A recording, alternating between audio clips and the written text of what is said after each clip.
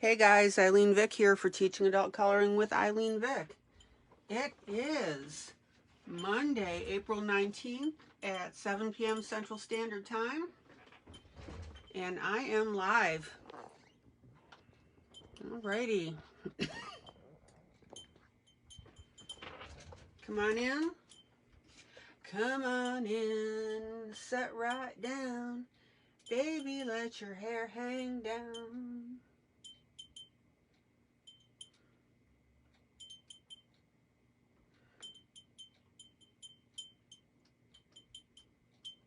Good to see everybody.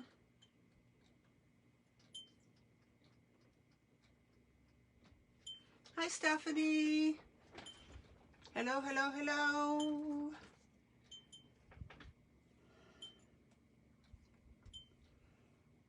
I am so glad to see you. All right.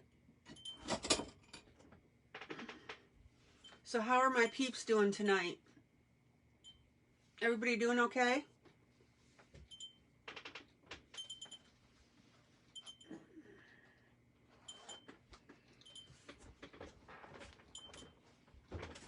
All right.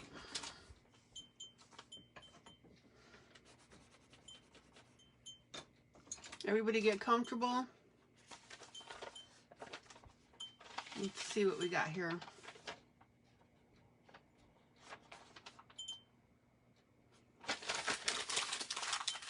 Tired but here. Well,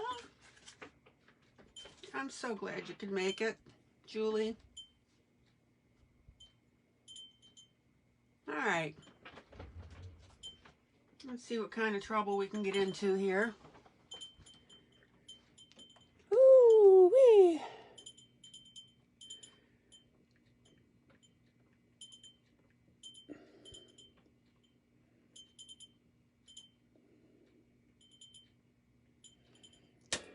Give you guys a minute to get comfy.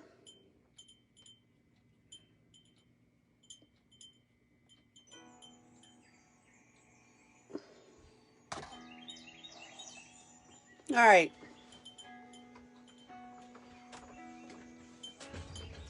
Good evening, Miss Christie.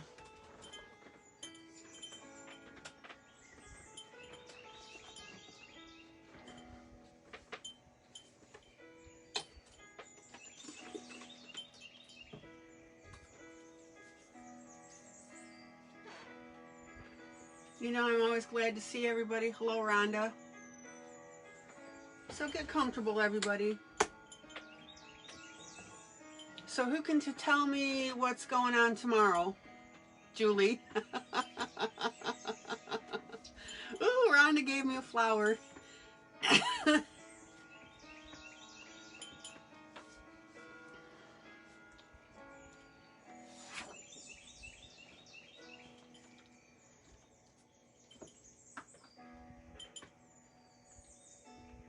Well, better to be a day ahead of yourself than a day behind, right?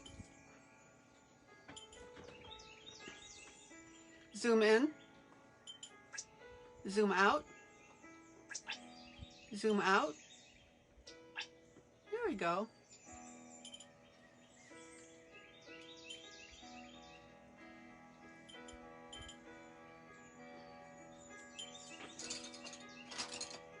And then I'll be announcing that Daniel's going to be in here. That'll be so fun. Daniel Willis. All right. So that's tomorrow. Hi, Melissa. Dawn's going to be here. Duet coloring. Oh, look who just walked in the door. A major prize winner.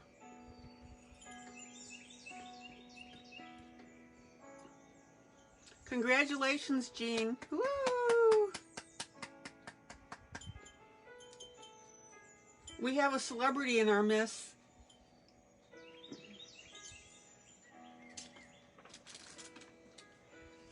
So, Jean, you got to tell us about how that prize came about, how you won it. I'm so proud of you.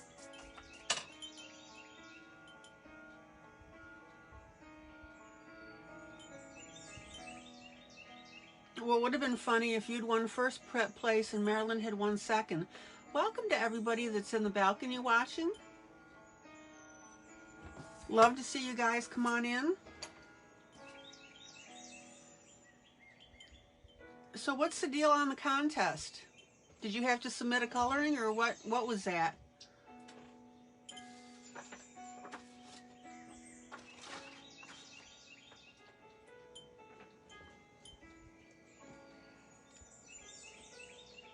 Oh, hey, Jean is one of our own, you know, and when one of our own wins something like that, wow.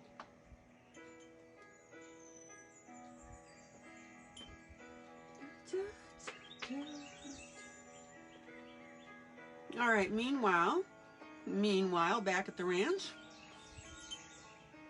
this coloring here is from the Hildy series, which I stumbled onto, and I decided to color up this piece. These things make me laugh every time I see them. So I decided they were asking to mail a 1,000 people, and I just signed up and they chose you.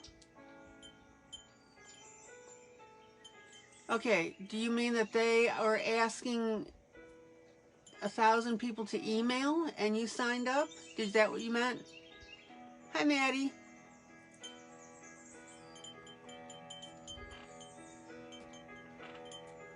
How cool. Well, I expect to see some great coloring with those supplies, Jean. All right.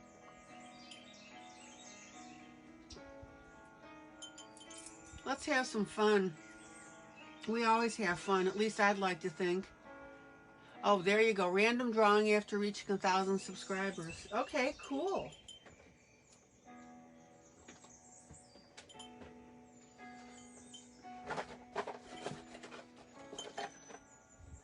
I love it. I love it. This is...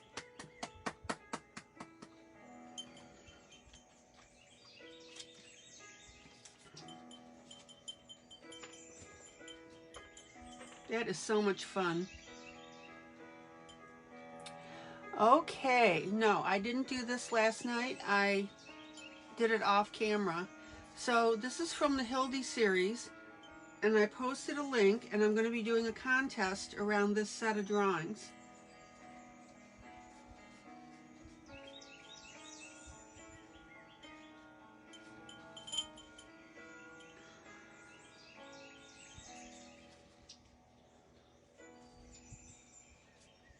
I love this set. They make me laugh every time I see them.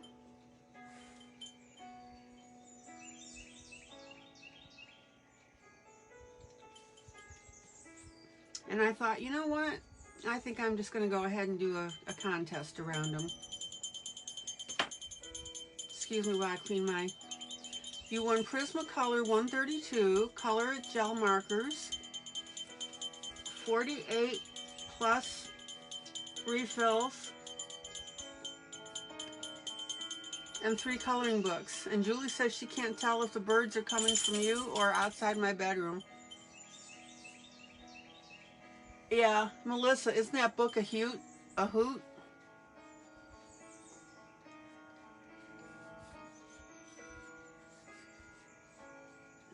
I'm glad you picked it up, Melissa. And I would encourage you guys to do that. Now, hi, Gabby. Welcome.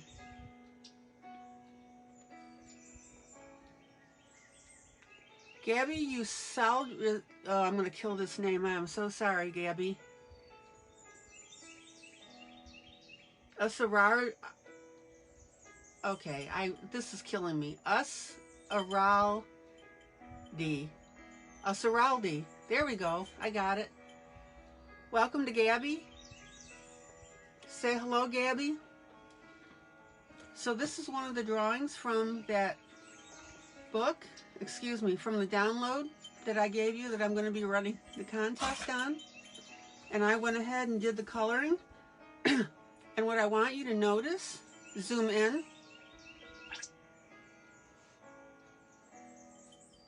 You guys notice I put a sunburn on her. Oop.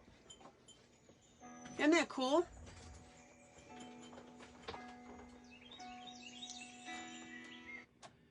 Turn off voice control. Okay, I turned off voice control. There we go.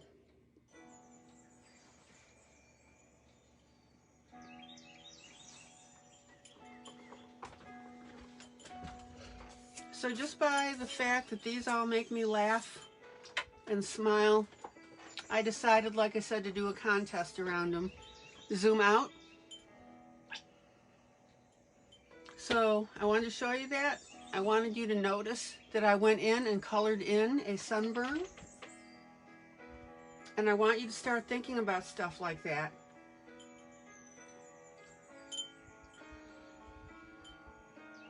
No more flat coloring, guys.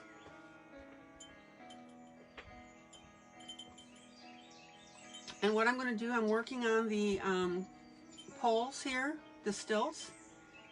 And I'm probably going to extend one or the other of this, or make the edges rough. We'll see. And on the bottom here, zoom in, zoom in, zoom in. What I want you to see here is there's a line right here where the artist stopped the drawings, and I'm going ahead and I'm now coloring over that, and I'm going to pull everything to the edge. Zoom out. So this is the type of stuff that I teach you guys.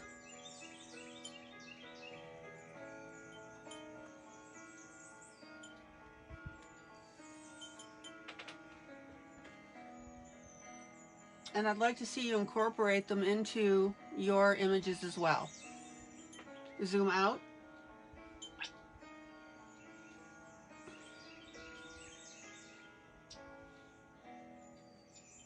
But I think that's a really cute image. And I want to show that to you, and I want to feature this. So I've got the link. It's an Etsy store. I think it's like $6.99 or something. Melissa, correct me if I'm wrong. To download it. All right. Alrighty. So here's the book now, Glorious Gowns and Dresses. And I'm going to be working on this little number. So let's have some fun with this.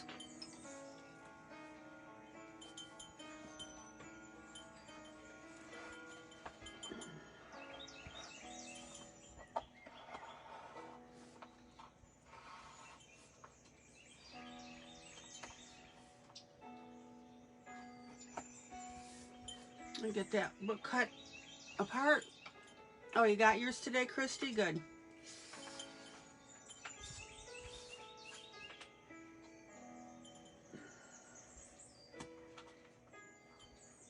Let me get this cut out of here.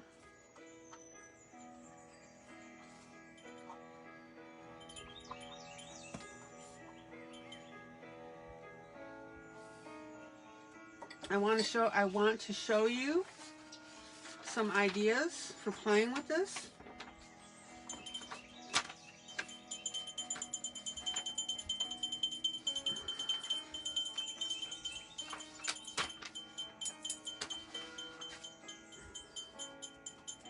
And then one of the other projects that I'm going to be working on in a little bit will be this one.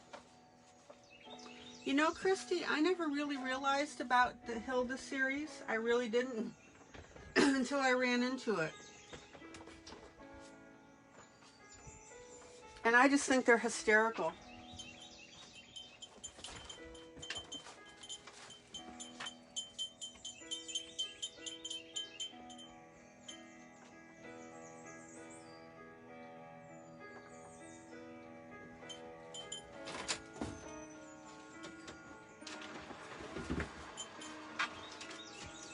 So I decided that I'm going to go ahead and feature them. They're just funny.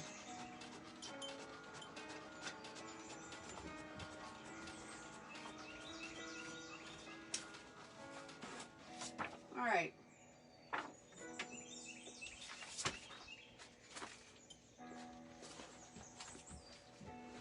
So let's start with this image right here. We'll have a little fun with this. Something a little different, some techniques that are different. But wait, there's more. So here's the image copied. Here's the original. And you need to decide what you're comfortable with as far as the grayscale. And it also depends on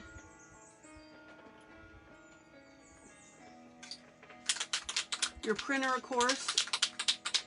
Excuse me, the clacking.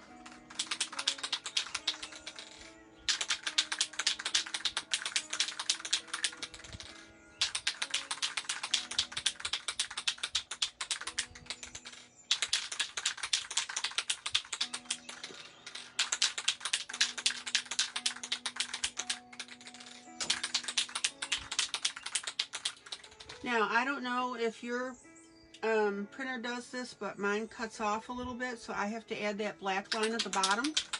No biggie. And give me a second while I spray with my Krylon.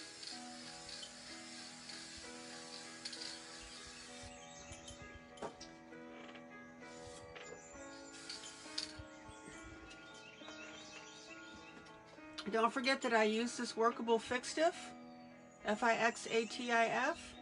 It's color number 1306, which is clear.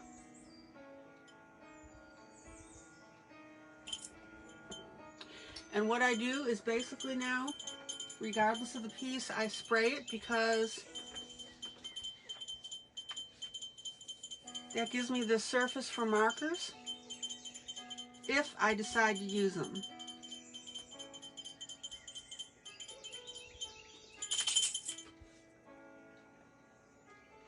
Alright, so I'm going to set this little girl aside here, my original. I don't know, what do you guys do with your originals when you copy them? I'll go ahead and slap it back in the book, actually.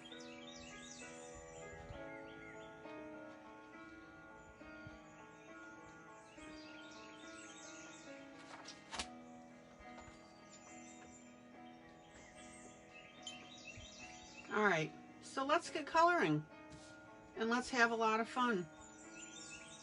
I'm not ready to announce on any contest yet, other than the one that we're doing tomorrow, the duet coloring, and then you guys will submit your coloring and we'll have a winner. Alright.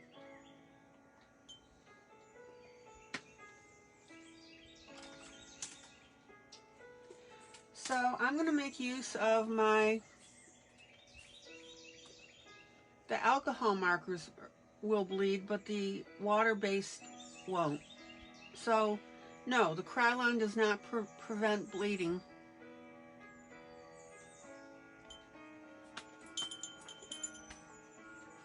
So I got these little additions yesterday that I showed you on camera for nail art.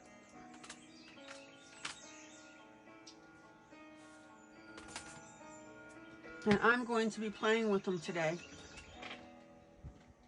So the first thing I'm going to do is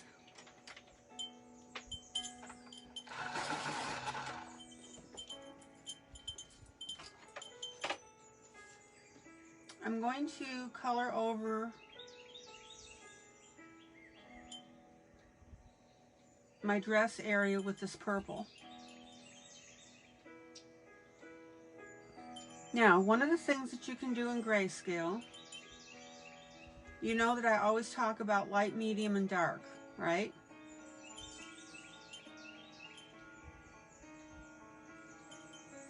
One of the things that you can do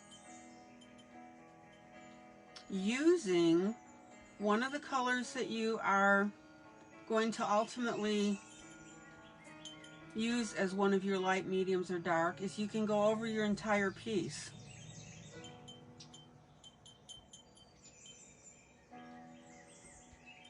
Now, some people zoom in. Some people, when they color grayscale, they'll take one color and they'll color over the areas and leave it at that. That is not the way to do grayscale, okay?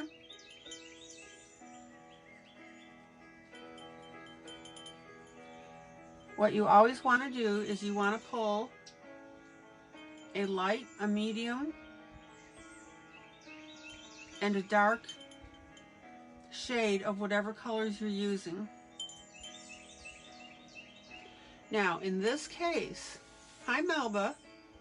Melba, thank you for that image, by the way. Drop dead gorgeous.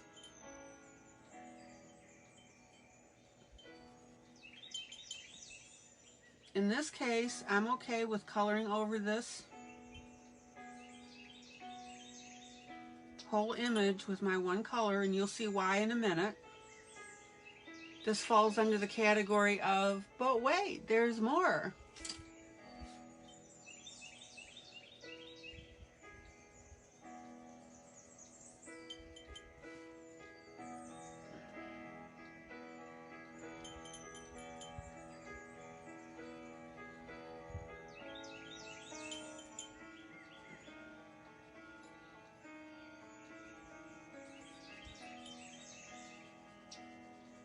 So I'm just laying down my base color.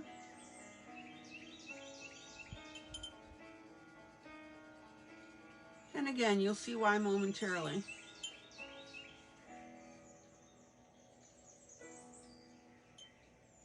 All right.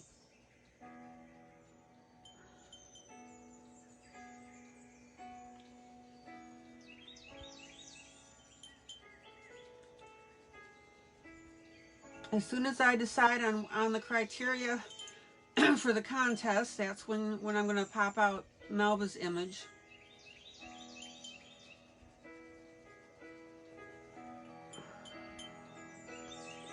Now, I'm allowing my pencil, you know how I normally tell you? Yeah, you can, Melba, yeah, you can share that, sure.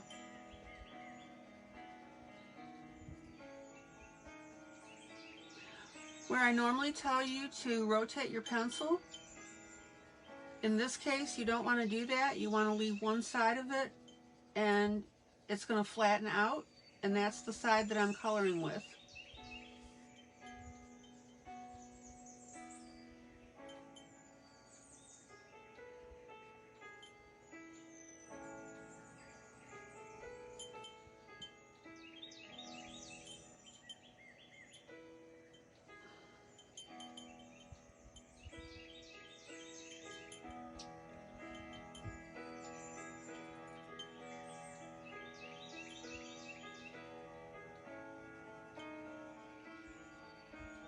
So let's go ahead and get all this main color laid down.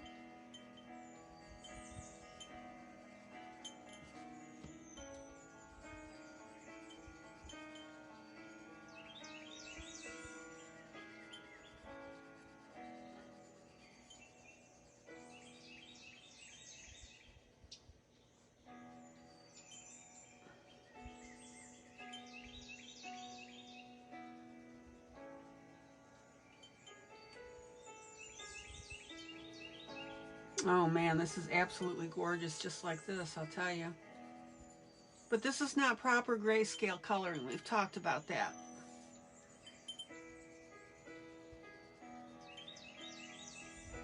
If I weren't doing what I'm going to be doing, I would be using a light, a medium, and a dark purple. I love purple. My fav color.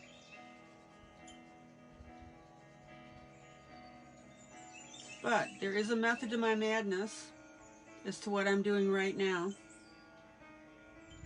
And you'll see it in a few minutes. See, you guys ought to figure out by now that I'm very unpredictable and you will never know what you're going to see in a broadcast. I feel sorry for the people that leave early. Okay.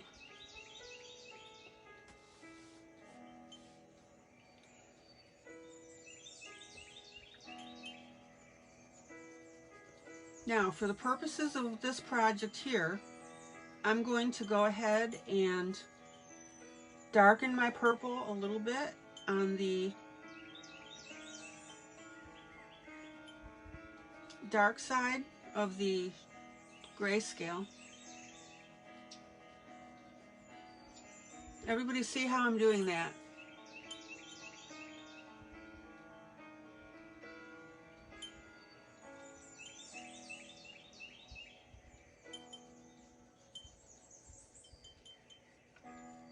And you see how I'm adding the curves in here?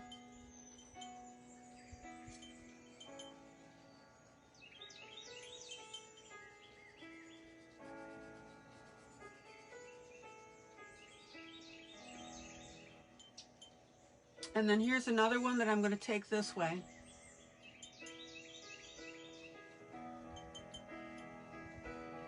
Oh man, I almost wish I weren't doing what I'm going to be. Well, this is why you make copies. All right.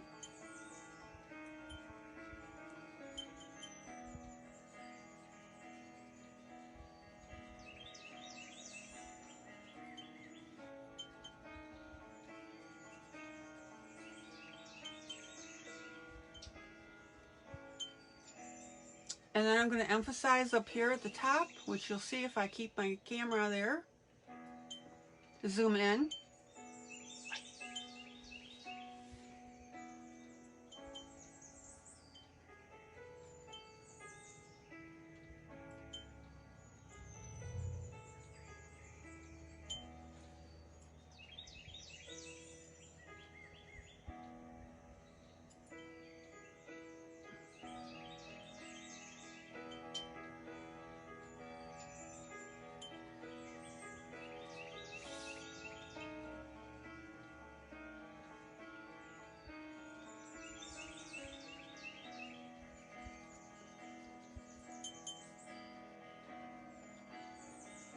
Zoom out.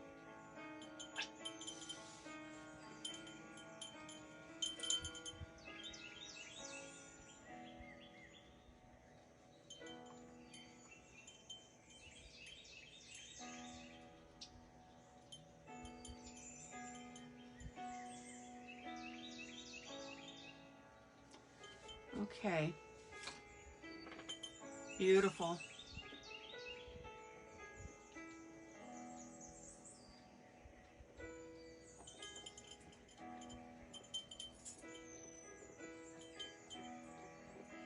And you can see already how this dress would be drop dead gorgeous if you were doing a dark, a medium, and a light, in this case purple, on it. And this is why I wanted to show you this. Okay, now I'm going to take a little bit of blue. Just hang with me, guys. I'm going someplace with this. I really am.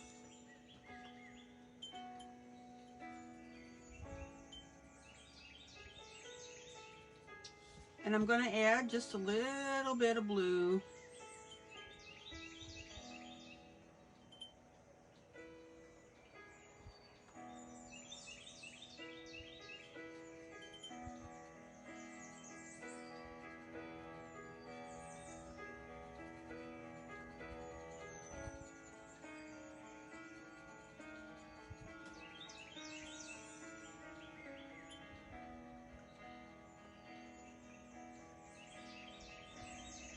All right, let me do something here.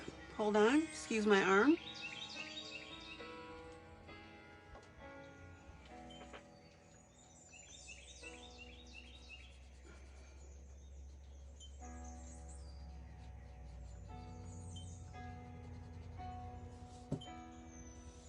Does everybody see now how that blue, zoom in, is giving us some really neat coloring dimension on this? Look right here, see that?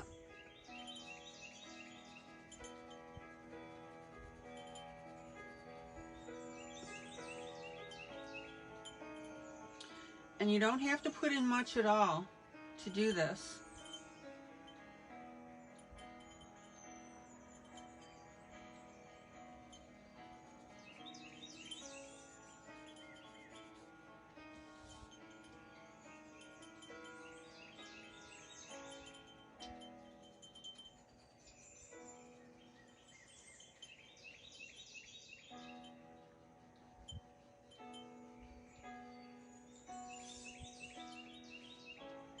Zoom out.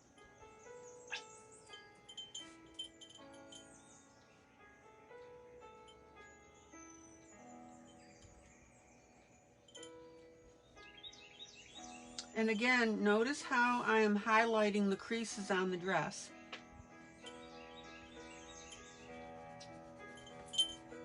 Now, there are so many ways that I could go with this dress. I could put a clear glitter on it, and that would really pull out these colors.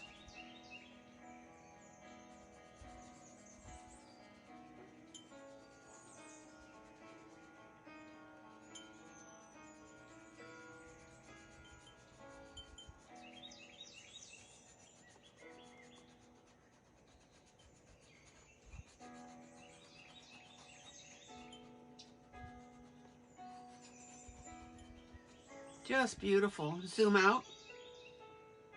Zoom out. Oh man, what do you guys think of that so far?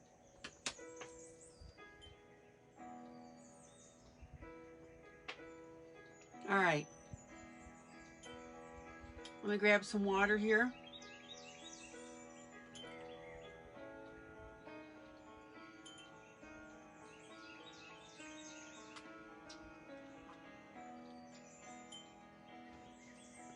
Don't let grayscale throw you guys.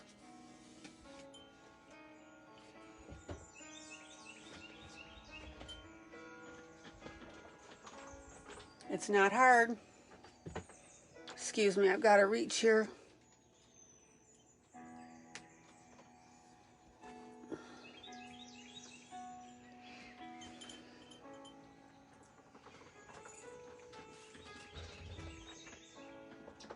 All right, so here comes what I want to show you tonight as the little extra, but wait, there's more.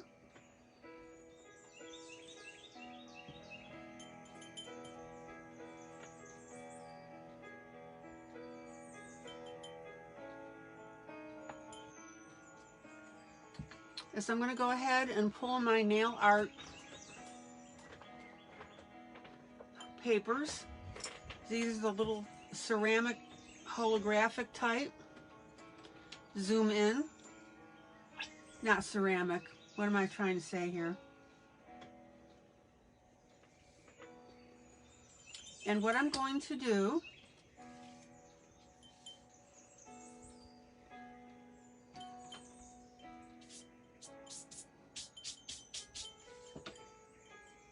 is I'm going to start attaching the stuff to my piece. So here's my Elmer's glue.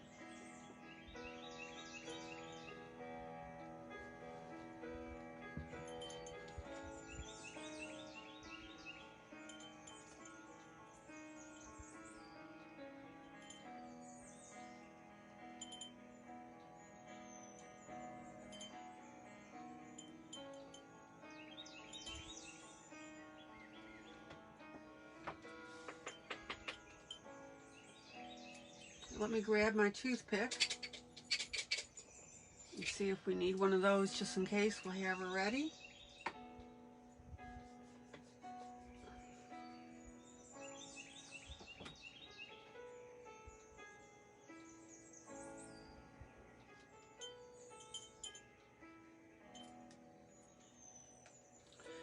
And on these light patches, I'm going to be putting my lighter colors.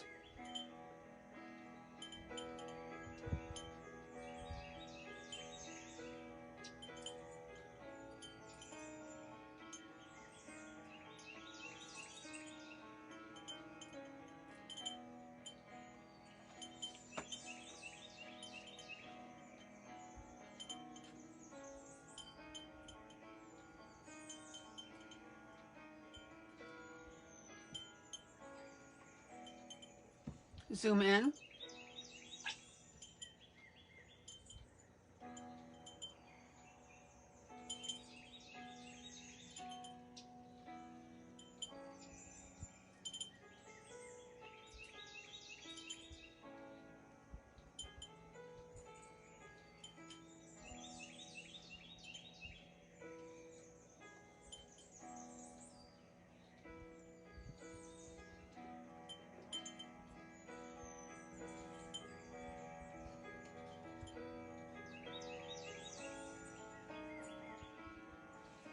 Everybody see where I'm going with this?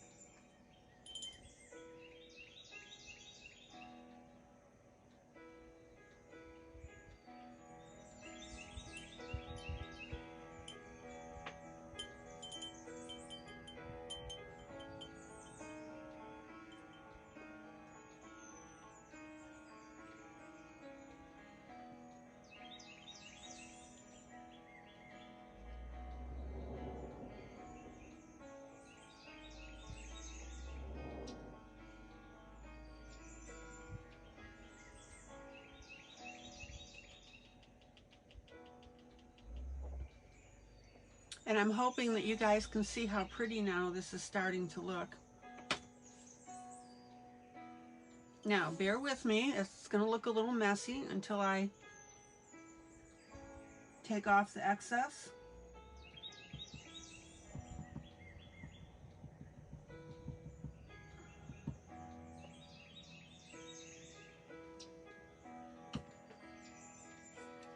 Zoom out.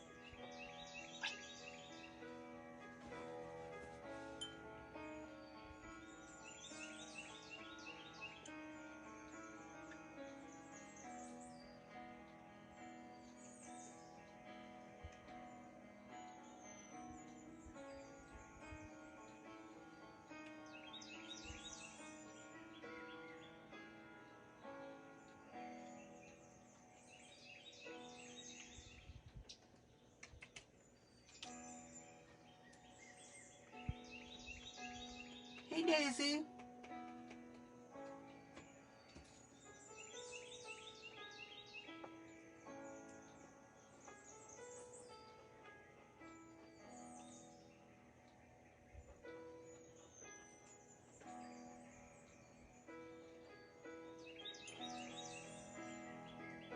And once you get this stuff down, and I'm just going to go ahead and empty the container of this particular color.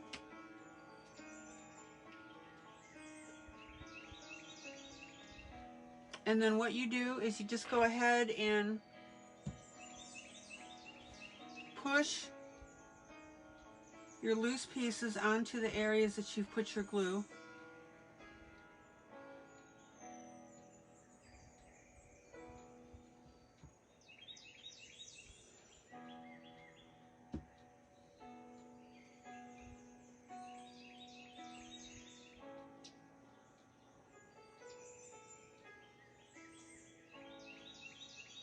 So at this point, I'm not too worried about where the stuff falls, because once you have it down on your paper,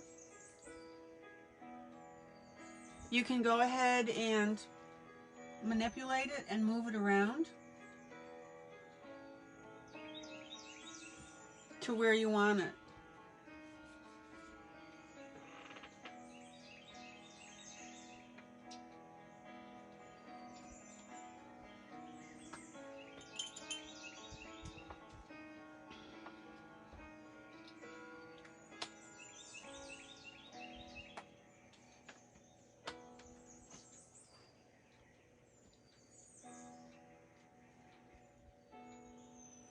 So it's going to look like it's a little bit messy in the first place.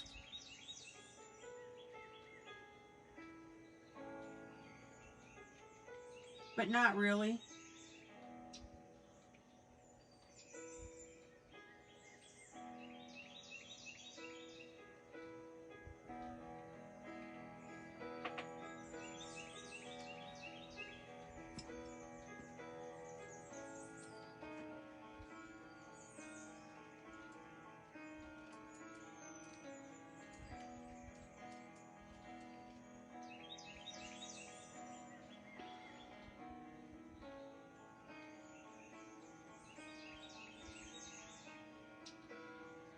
Now, I hope you can see what I'm doing with this from the standpoint of once I put my pieces down,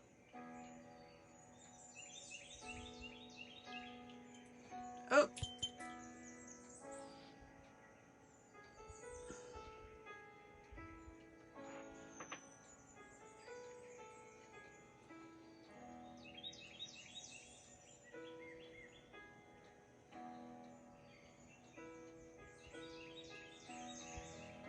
and since you basically got the glue smeared on here, like I said, just go ahead and use your toothpick to move it into final position. So don't let that throw you, okay?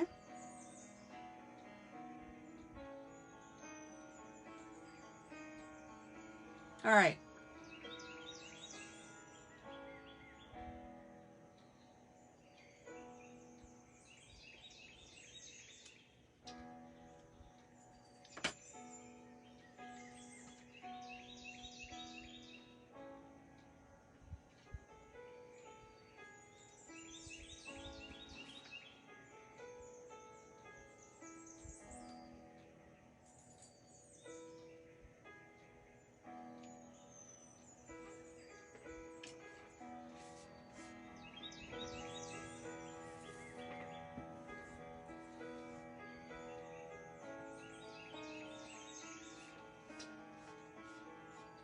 And then, of course, anything that's loose here, I'm just going to go ahead and pop over back into my glue. No biggie.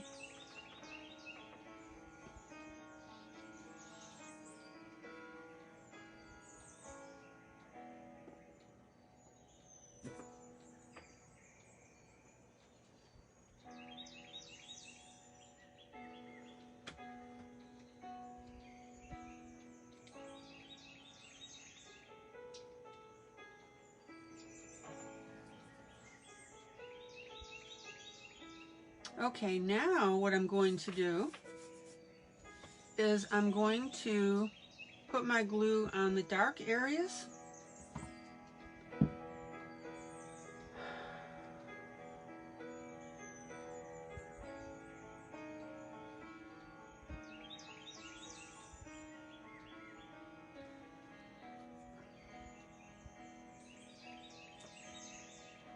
So now I'm going to start working my dark areas.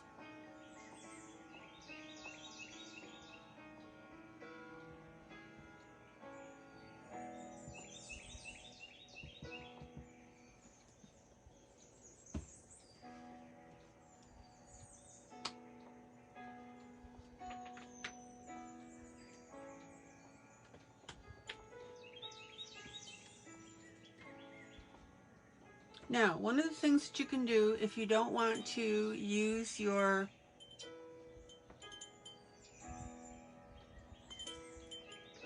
tweezers is dabble your toothpick into your glue and then pull out the pieces with that.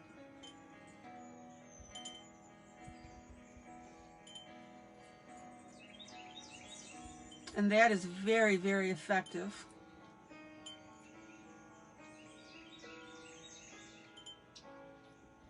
Now, this stuff is translucent enough that it's pulling your color in from the background.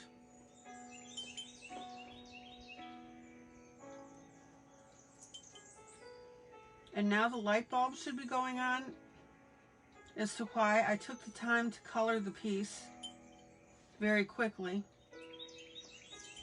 because that color is going to come up through here.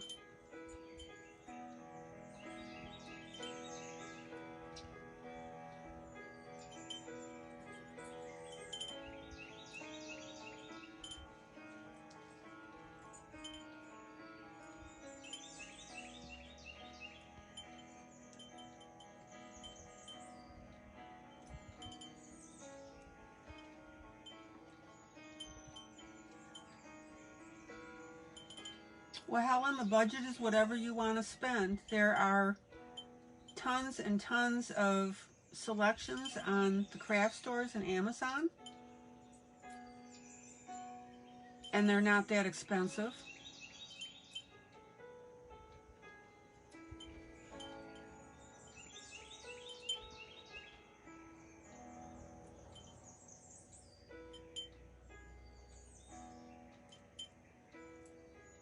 I have no way to answer that question other than to say, shop your budget.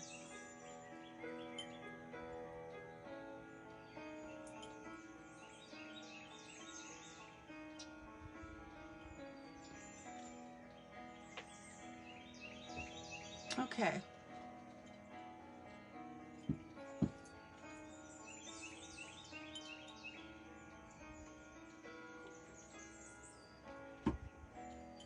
And this is where your toothpick is really going to come in handy, so you can spread your glue with it.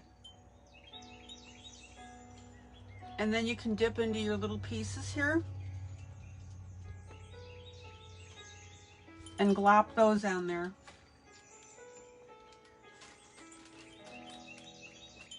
Now, one thing that really works well for this is as you go to lay the pieces down,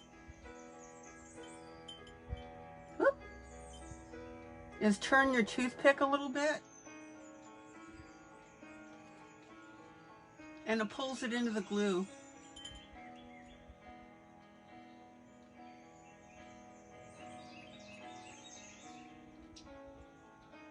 Zoom in.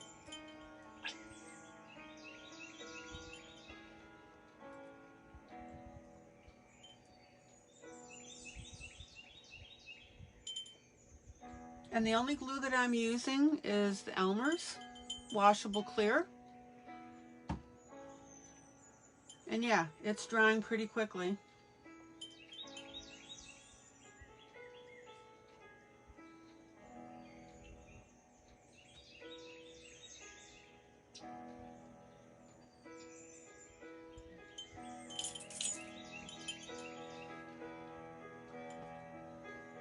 Yeah.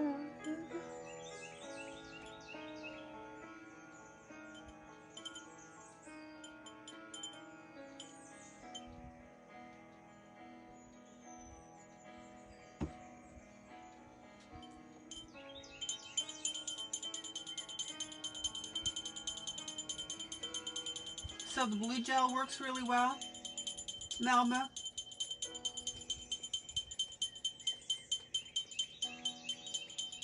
Do me a favor, Melba, and text me that sentence. Just text Elmer's blue gel.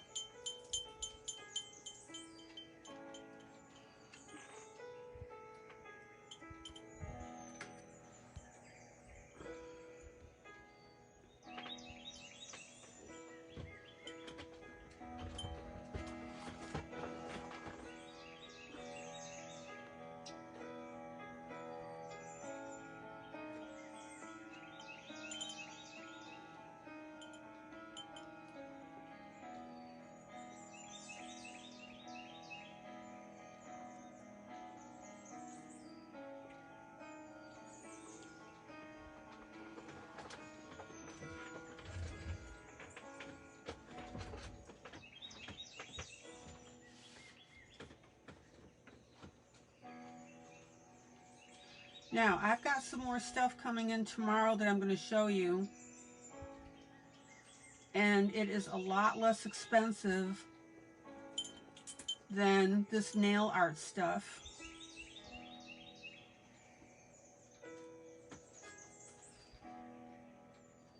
Thank you, Melba. Got it.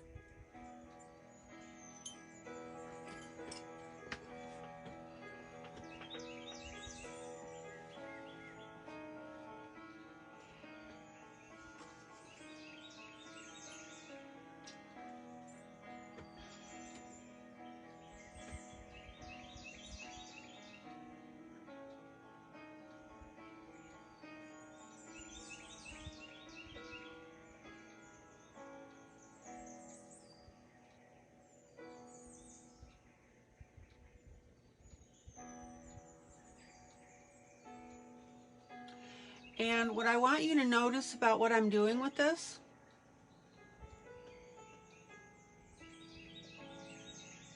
is that any area that's the darker area, I'm going ahead and putting the darker blue on it for the most part. And the lighter areas is what I did in the pink.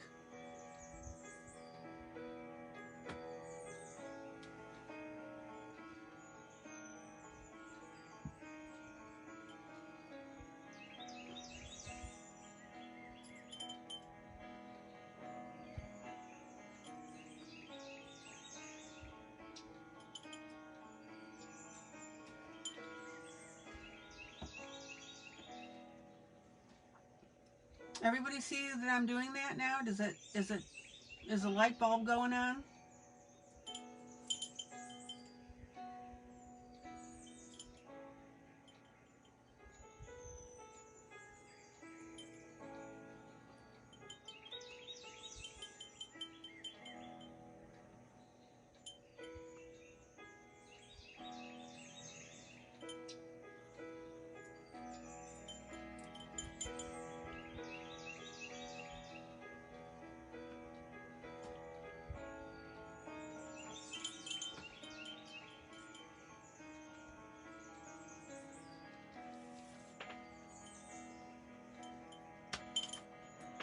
Now, I've got blue and purple here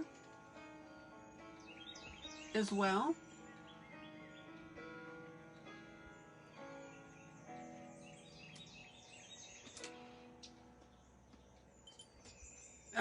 So far it's not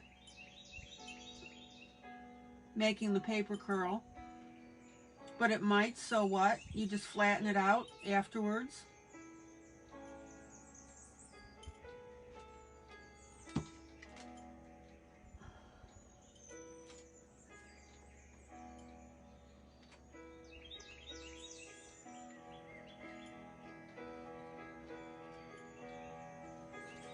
I don't even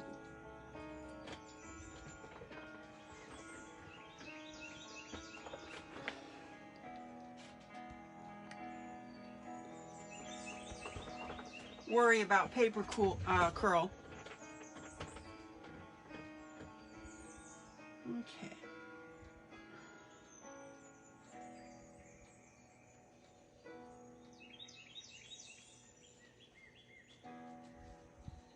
Now, what do you guys think I'm going to be doing with the mint coat? Anyone care to speculate on that?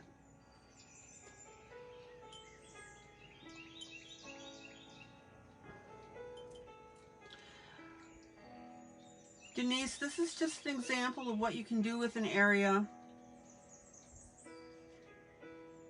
as far as your coloring pages. So, if you don't have the ability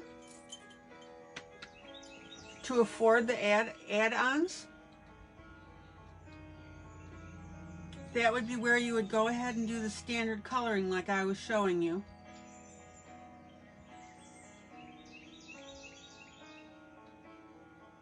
Okay.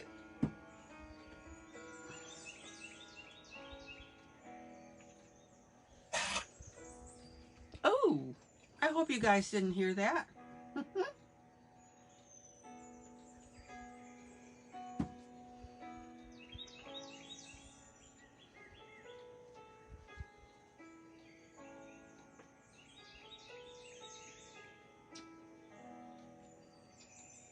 Now, if you don't have the ability to pick up the cellophane type stuff, then glitter glue would work beautifully.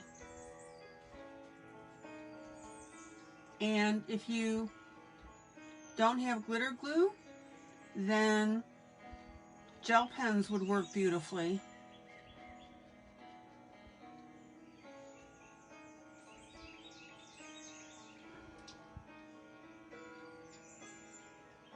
There is more than one way to skin a cat.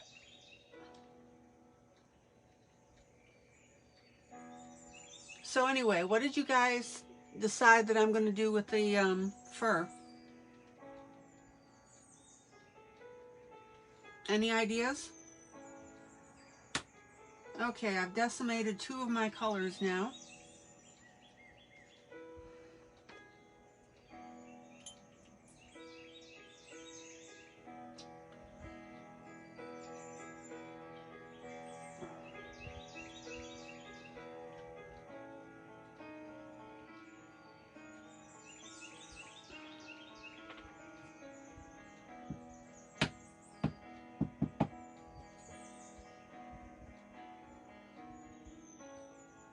But wait, there's more.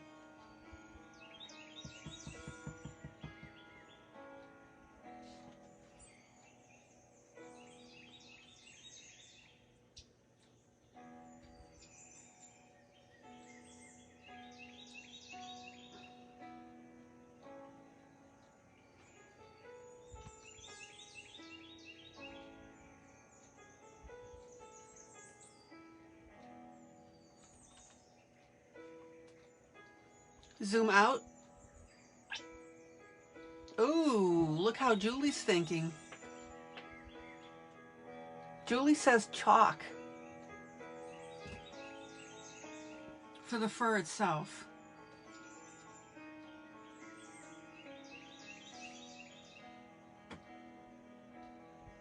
I love it when you guys think outside of the box. All right, so let me go ahead and pop in a little bit more of this blue.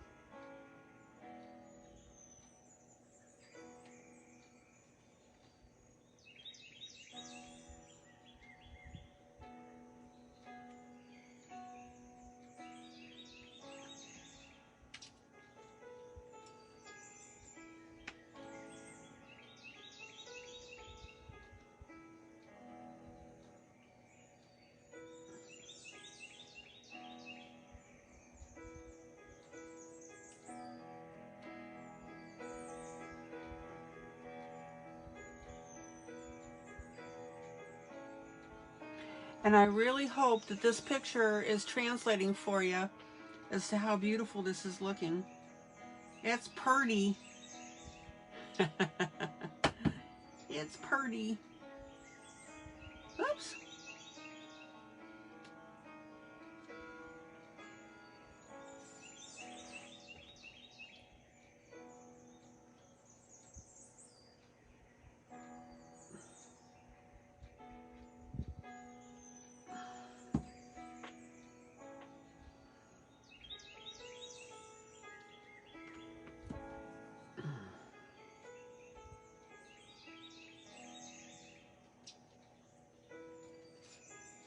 All right, I've decimated 3 of my colors here.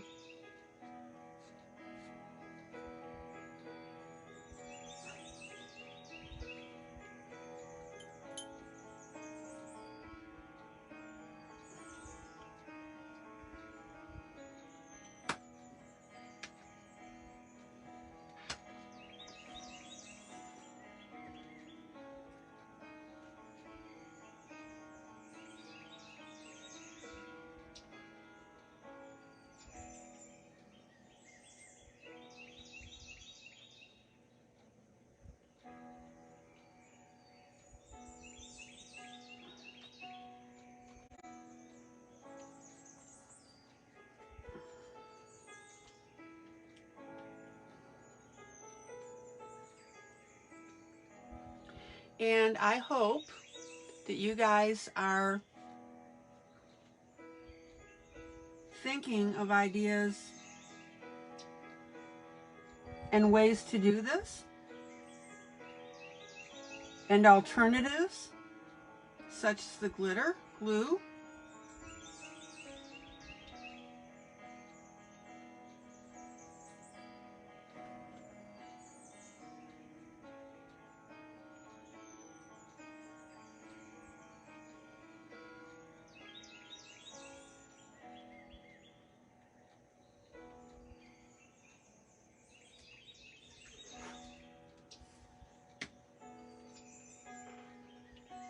I feel like a little kid in kindergarten. Alright, remember in kindergarten, in first and second grade, how we had our white Elmer's glue?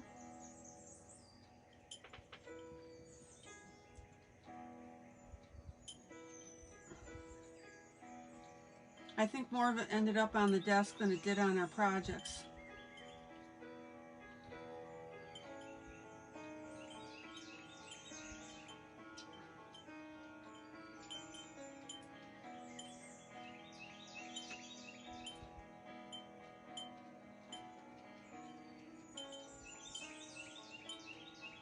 Okay, and this stuff at the top is drying beautifully. I mean, I can put my finger on it and it's not tacking up onto my finger.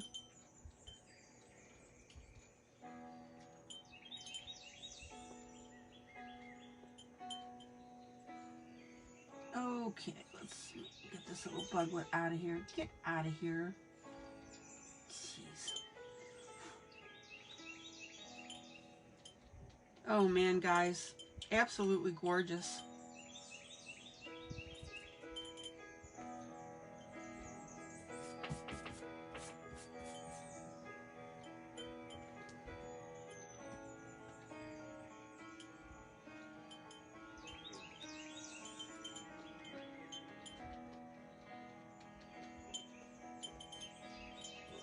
And then what you want to do is just go through, pat it down, flatten it out.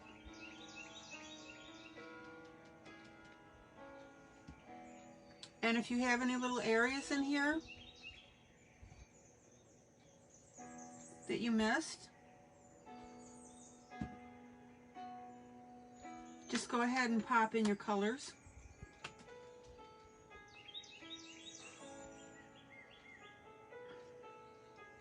Oh yeah, you put your glue on your hand and you let it dry and then you peel it off.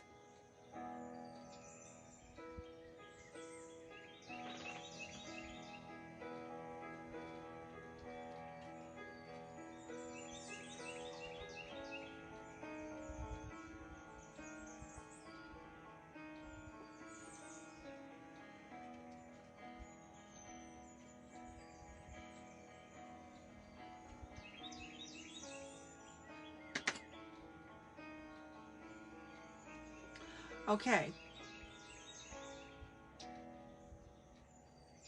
Yeah, the blues and greens on that would make a spectacular peacock.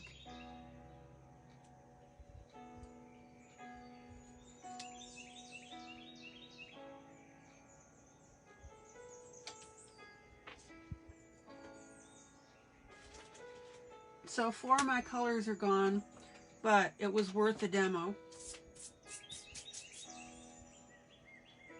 And then I'm just going to take my finger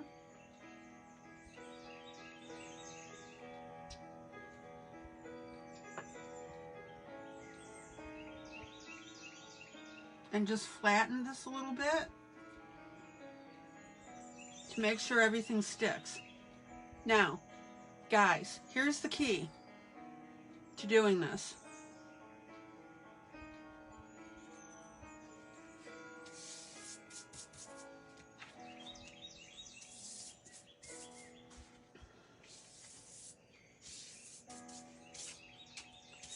Is you want to use distinct colors, and as you can see, I've got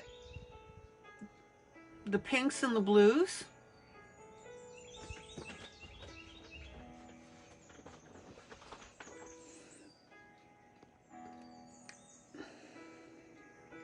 and that's right, Christy, you can use the silver gift wrap and cut it up or punch it out, and you've got the same ability to basically create your own stuff.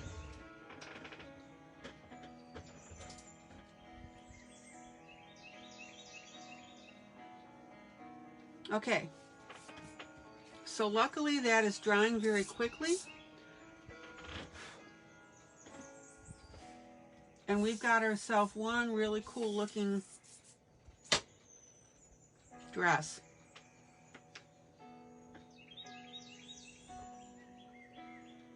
So now I'm going to pull out my chalks.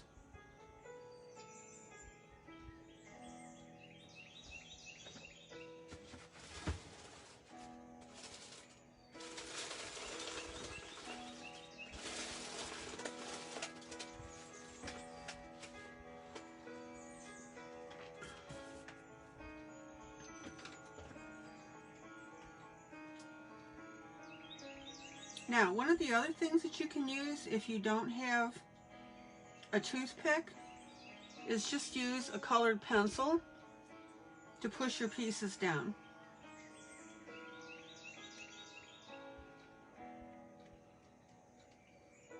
All right, and of course just get the glue off of it, like that.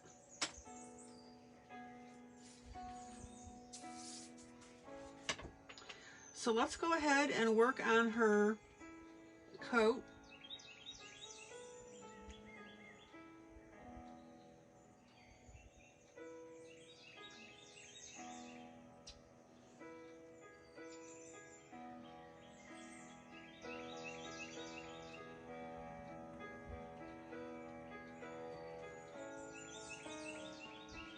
So what color would you like me to make the coat?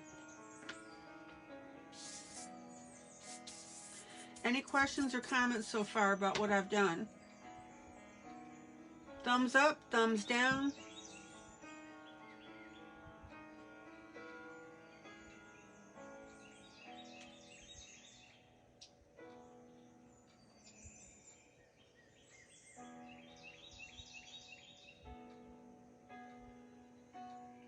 Gray coat.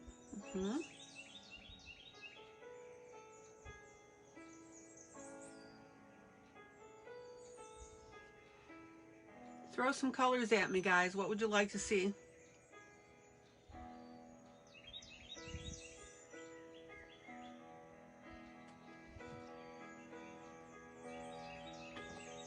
All right. Let me put my little doodads away. White fur. Yeah, I want to go with a color, though.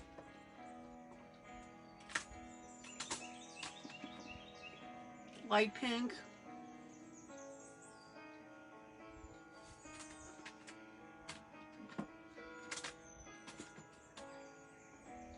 Yeah, I may do that.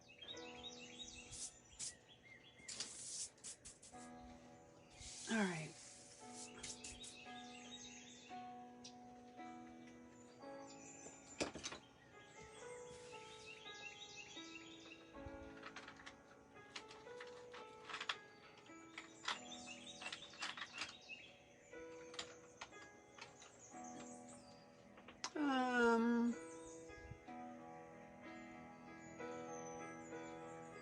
Boy, I'm leaning towards blue. All right, so let's play with that. So I've got my color pencils.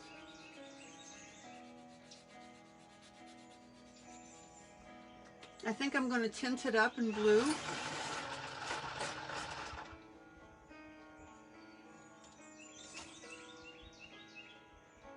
Golden brown. That's a thought as well, too. Okay, changed my mind.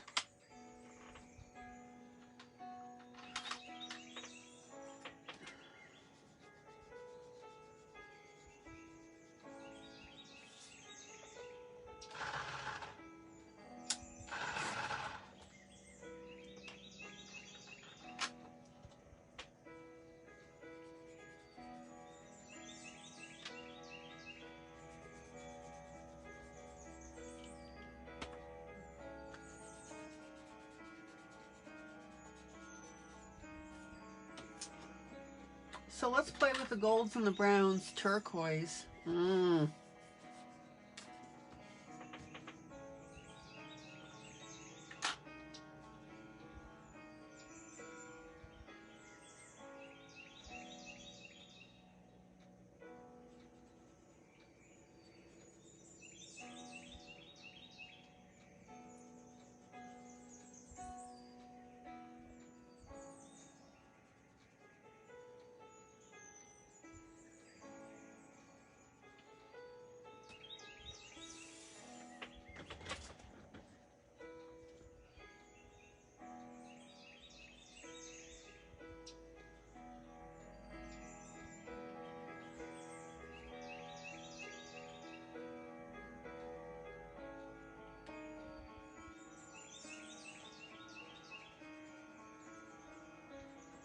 So I'm going to tint this now with my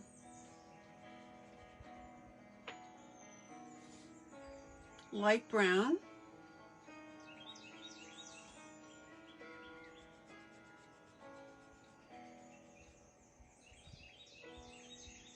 And one of the things that you can do, guys, with grayscale like this, that I mentioned earlier, is you can tint with the one of the colors that you're going to use.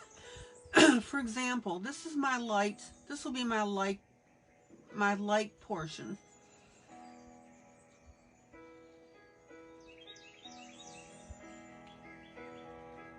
Now, you've known me to do my browns, to do my dark parts first.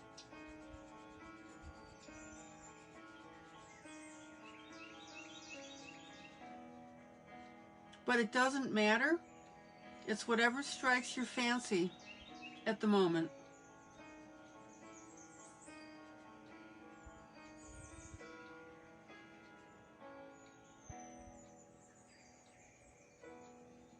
Zoom in.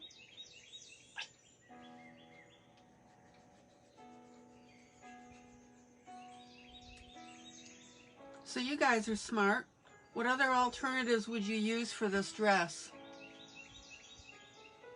I mentioned a couple.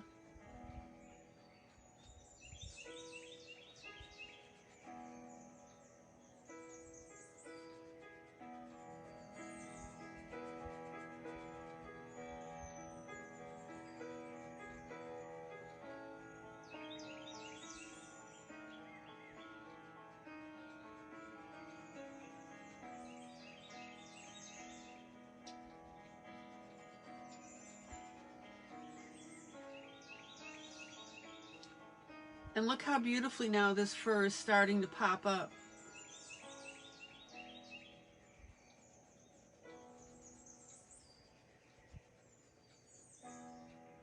Glitter paint.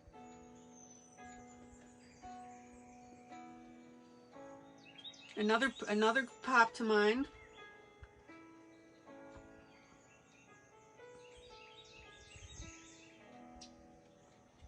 What other paints have I been demonstrating, guys?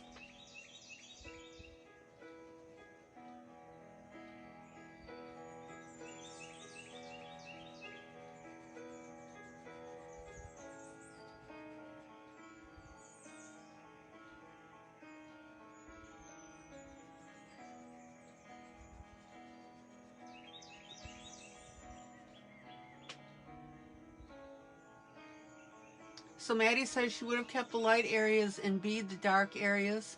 Put the glaze on the light areas. Yep, there's an idea for you. Come on, guys, throw your ideas out.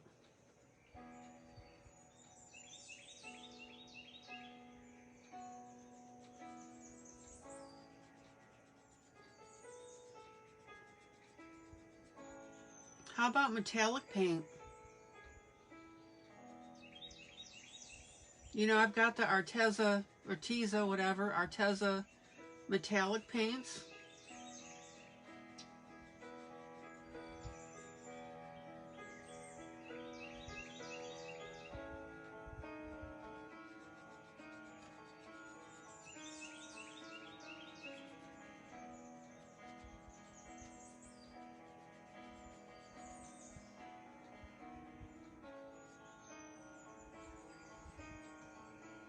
Everybody see now how this is really starting to pop out? Zoom out.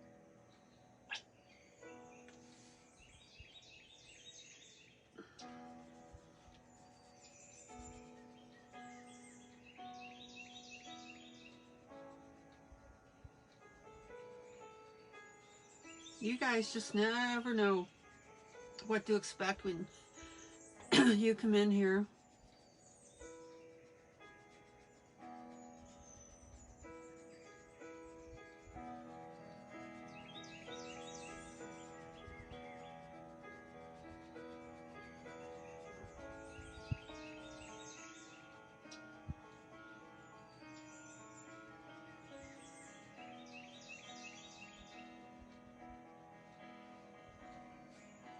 Tell me, guys, that doesn't look drop dead gorgeous.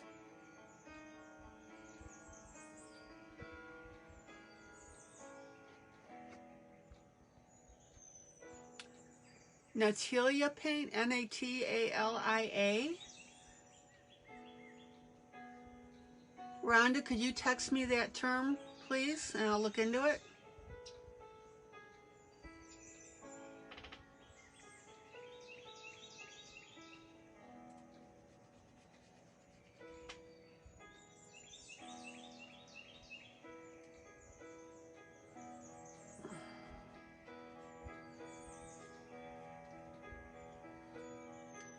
Oh, metallic paint.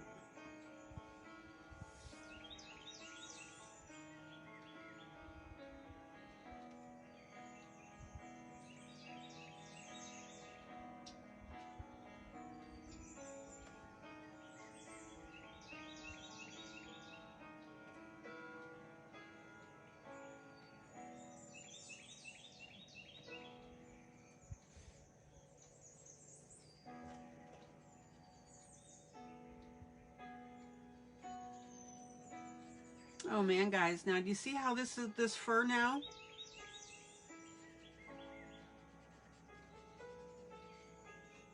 Is really making this stuff look cool.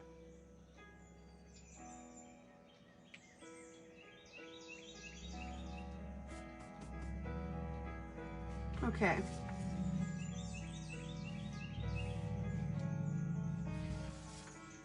Let's see here.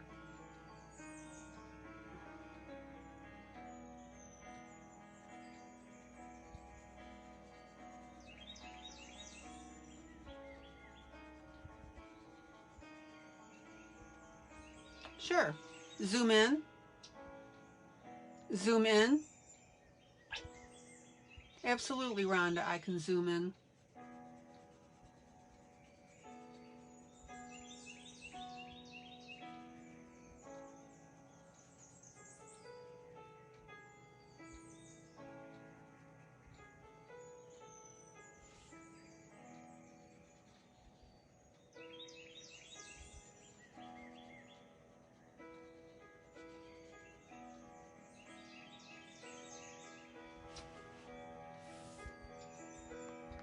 I'll bet you it even works better too when I stay on camera.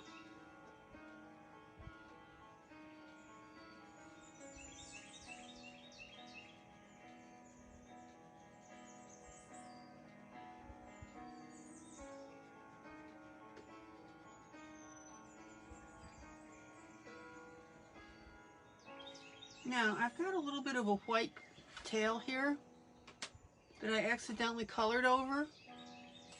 I'm going to see if I can retrieve that.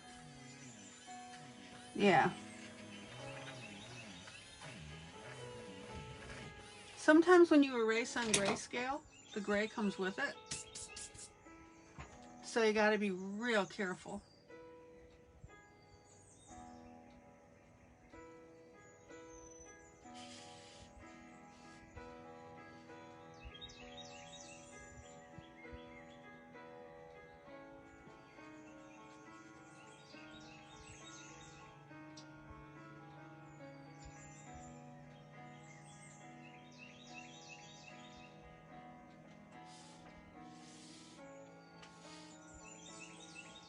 All right, let's get her upside down a little bit. Let's see if I missed part of her dress. No, I didn't. Okay.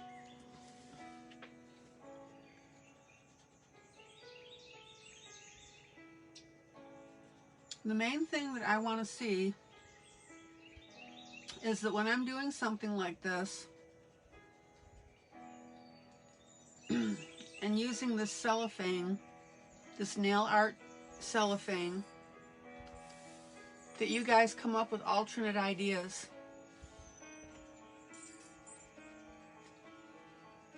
I want you to think.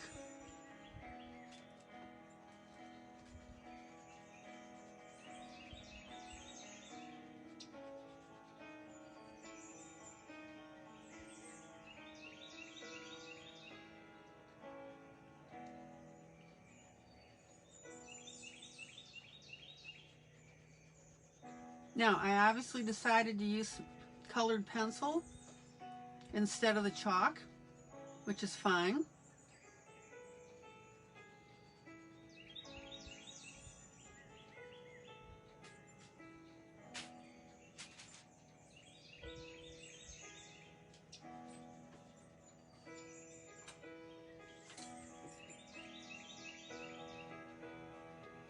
Yeah, that'll do that using the arm and the wrist.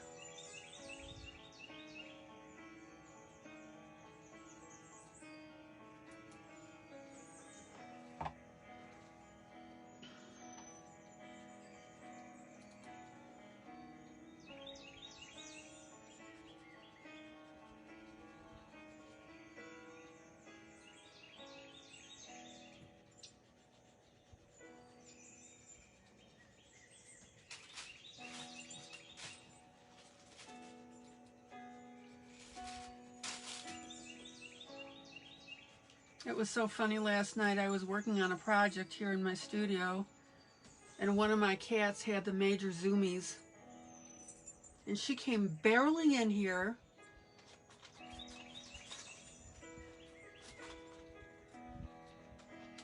ran around a couple things, and then went tearing out.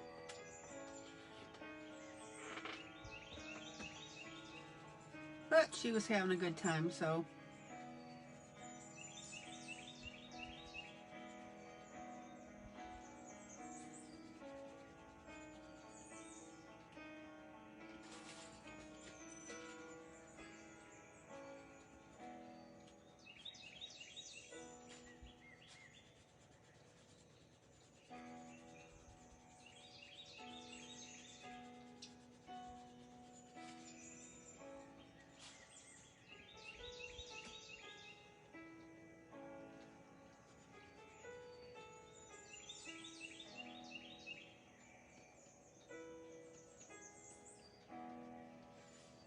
Good.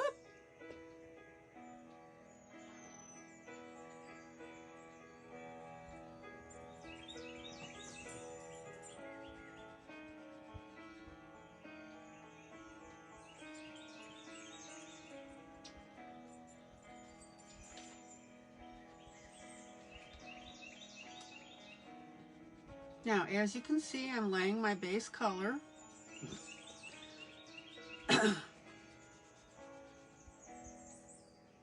And in this case, my base color is my lightest color, since I have a lot of light.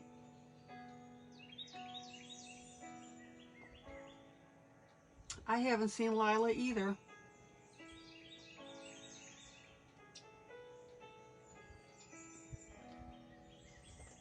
Would someone please send her a text and make sure she's okay?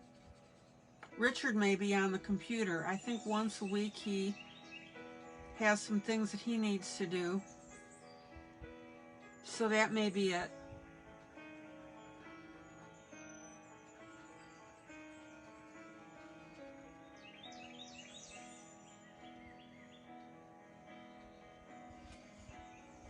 Okay, let me swing you over just a little bit.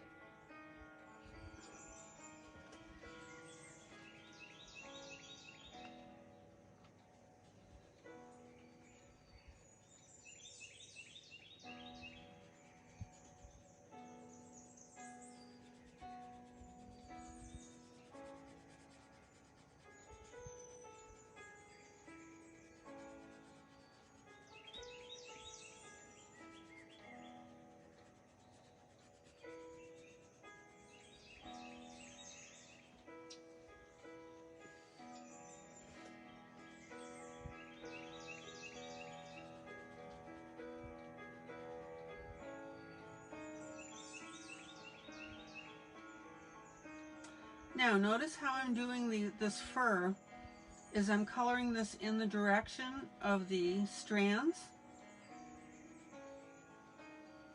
and that allows me to very subtly lighten and dark. So in other words, I'm not just coloring up and down.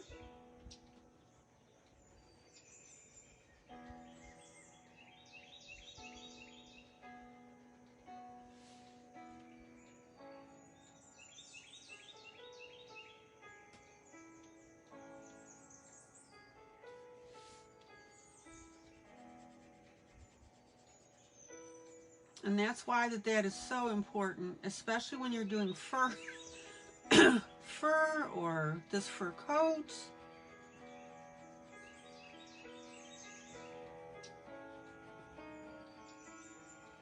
Look at that texture I'm able to put in there.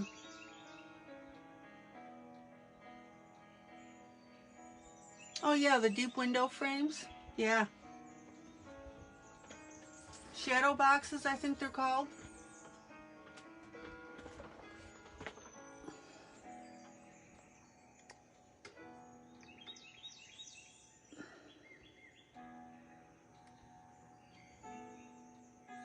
Yeah, the shadow box.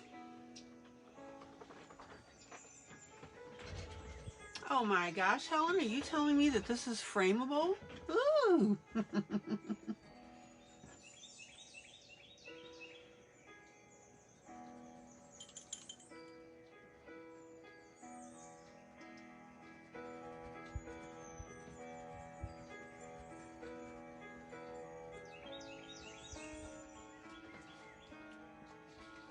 Okay, let me roll this around.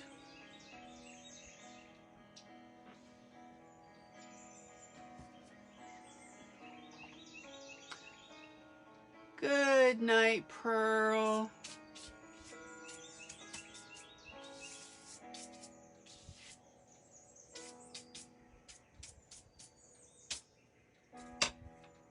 Good night, Pearl. Good night, Pearl. Good night, Pearl. We'll see you tomorrow night. Okay, zoom out. Zoom out. What do you think, guys? Da, da, da, da, da. But wait, there's more.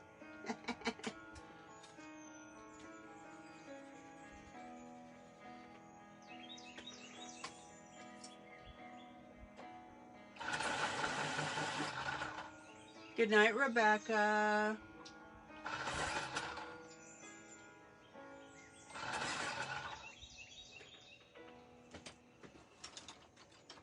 So now you can see that it's all starting to take shape.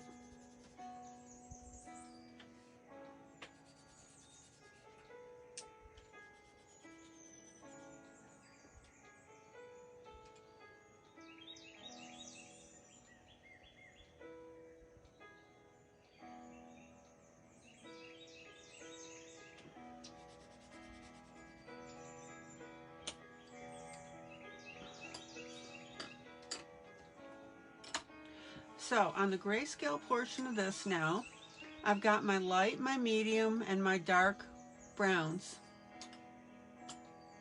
Hope that's not real fur. I agree.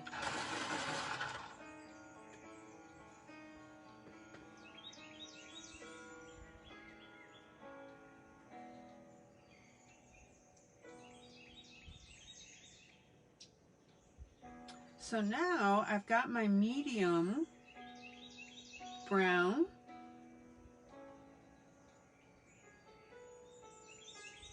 And I'm going to start to fill in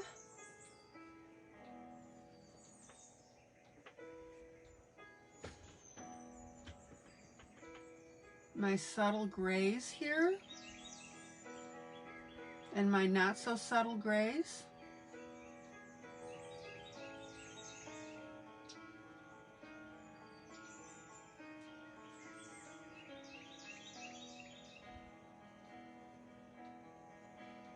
And you know me, I'm going to be adding a couple of extra streaks. Zoom in. Did Lila pop in?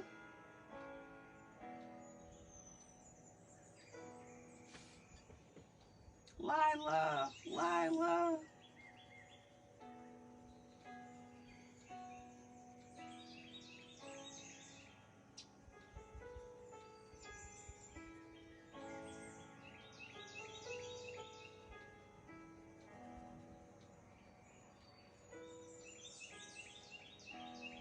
She's taking a break. Okay.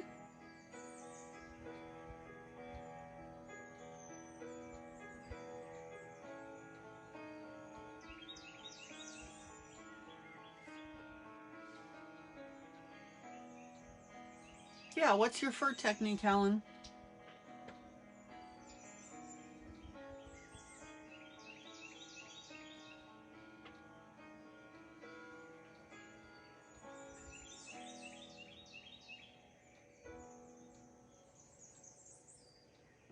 Okay, so I've got my medium Lilo. Yay. Get in here.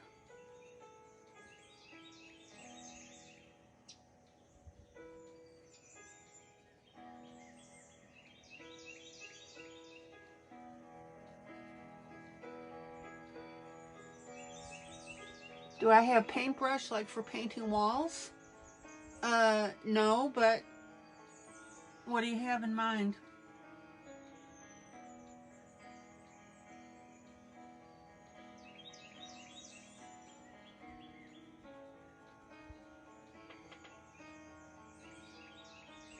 Oh, you were watching on the sidelines. Okay.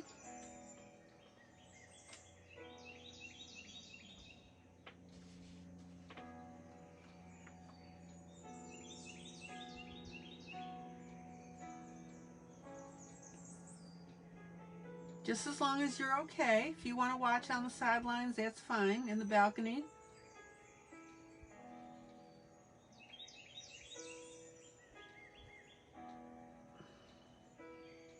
So when you saw this, were you going, ooh, ah, ooh, ah? Let me move my light.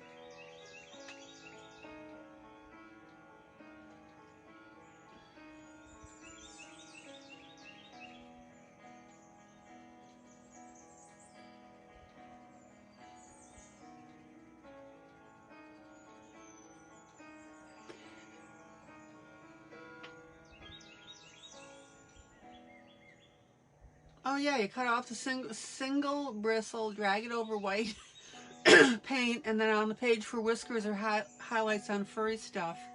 Yeah, that's a cool idea.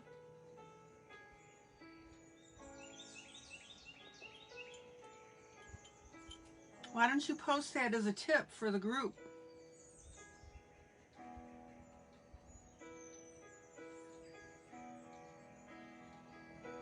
Okay, now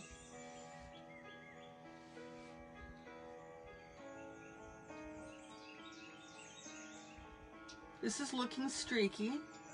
We'll get there, just give me time.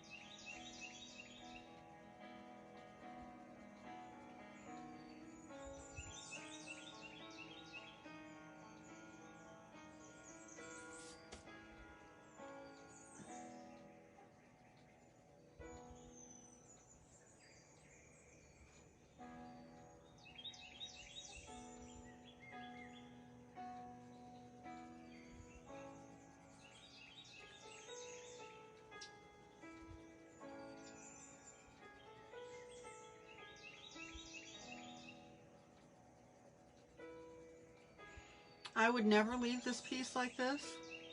So that's your secret tip? Okay. Yeah, post it in the group.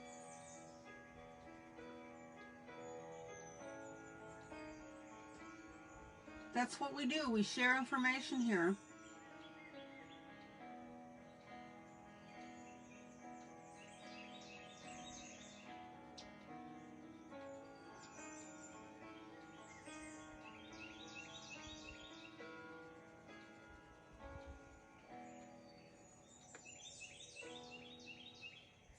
Okay.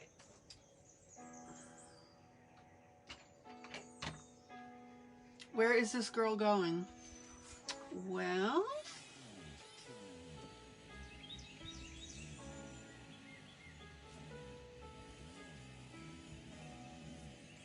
maybe she's going to a movie premiere?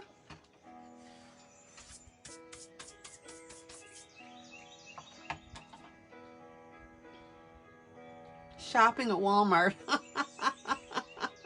I believe it. Some of the things you see in that store, oh my gosh.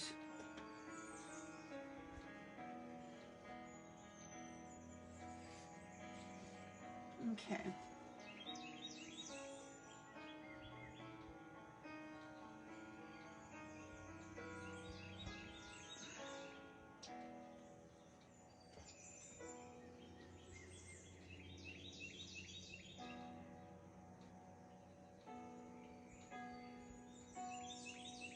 Now, for those of you who are still resisting grayscale, all this grayscale does is showing you where the shadowing should go. It's an excellent, excellent learning tool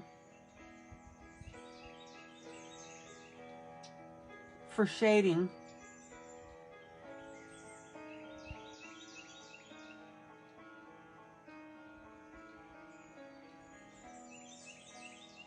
Walking our dog, the Oscars.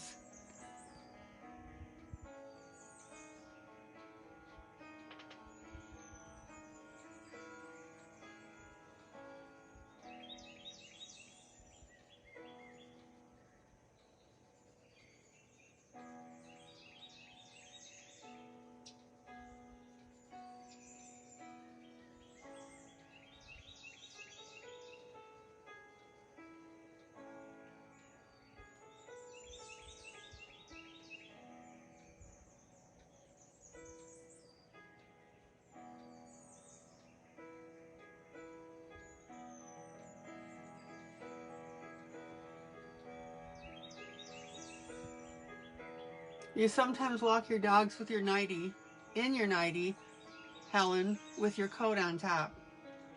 You better believe it. I'll bet you're not the only one either.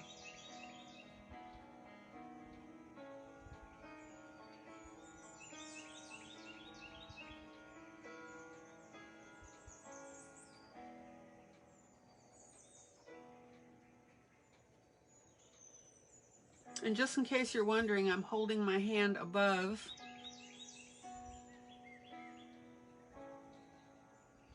my coloring so I don't get my palm into it.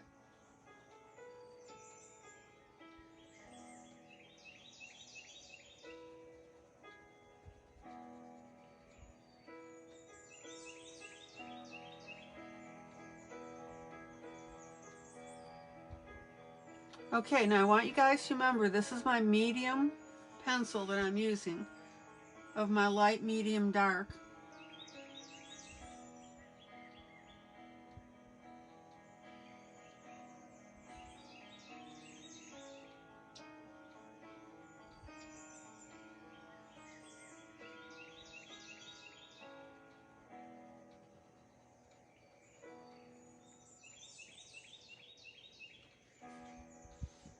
Zoom out.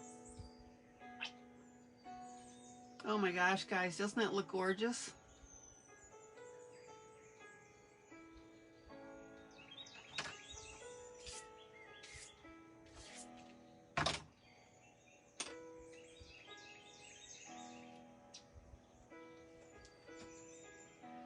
Okay.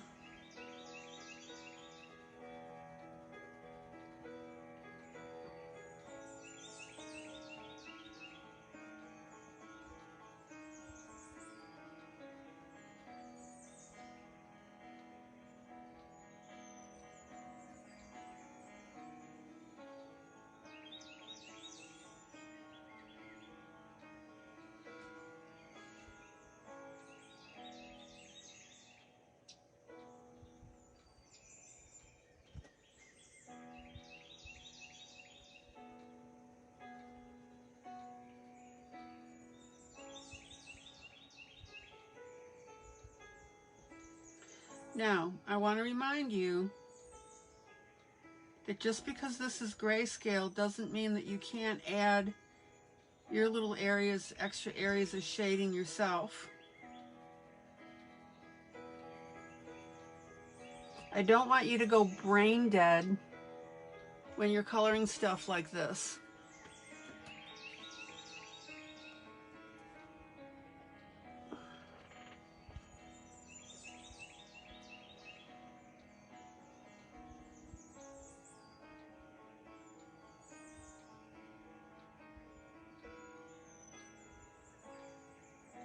So if you want to add a little more dramatic shadowing, have at it, because that's exactly what I'm doing.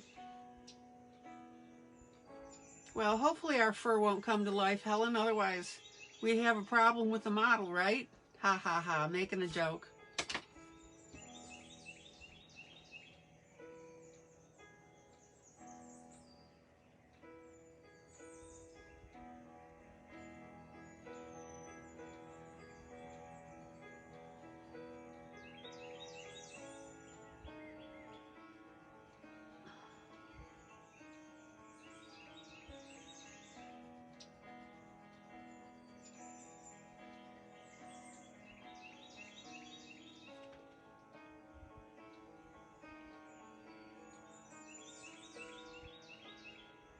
Zoom in.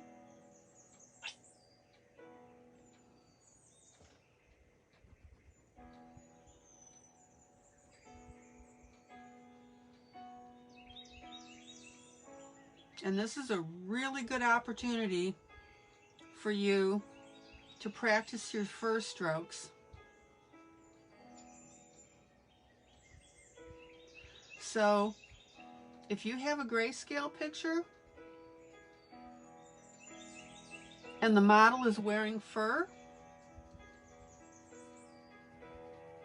that would be a really good picture for you to practice on.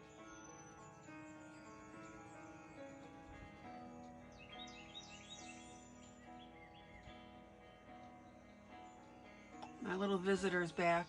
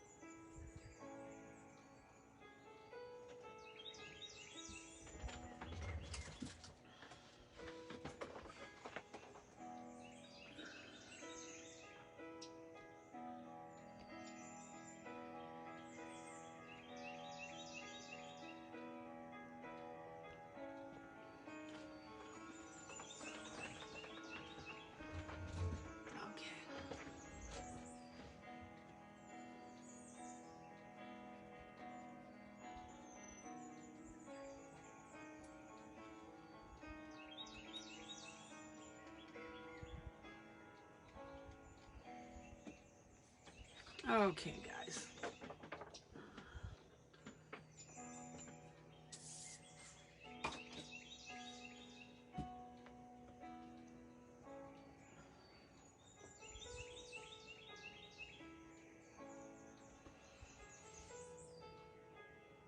Zoom out.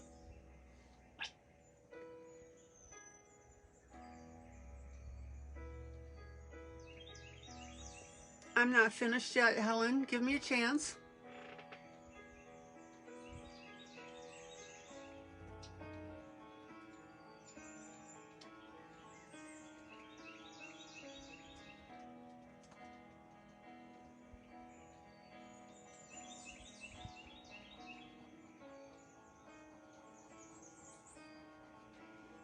Okay.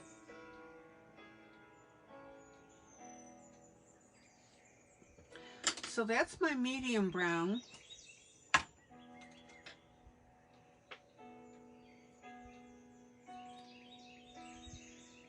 And before I do any blending, now I'm going to go ahead and pull in my darker brown now.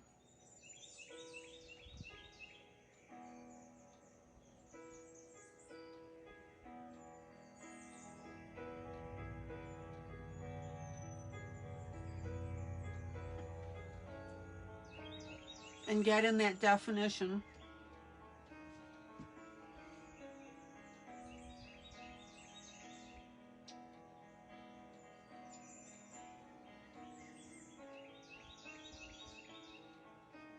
Now you need to be really careful here.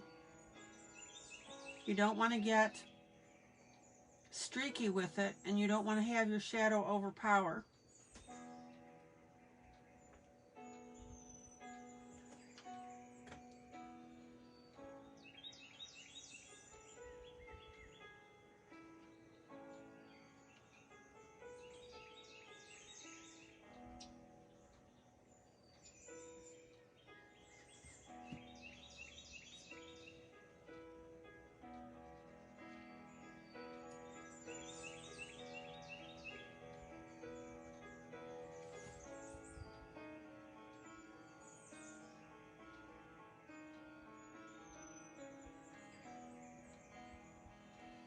And I realize that this is not to everybody's taste, but I'm doing this to show you a different way of coloring a piece.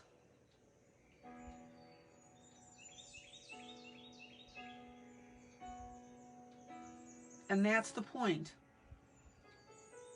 I can't please everybody, so there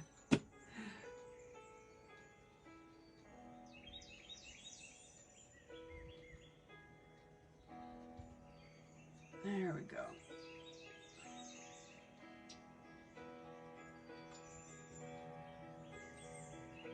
Again, it's not the what I'm coloring, but it's the how. You are perfectly free to use different medium, different colors.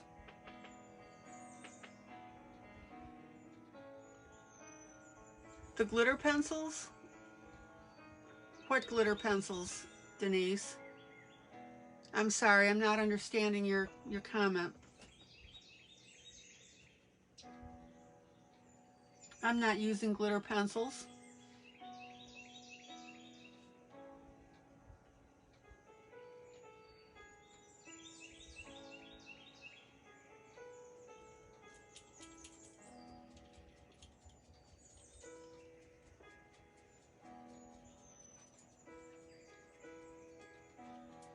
So Lila, I'm a little confused. Why would you say that you would strip off the center part, the glitter on that? I mean, that's what the lesson was.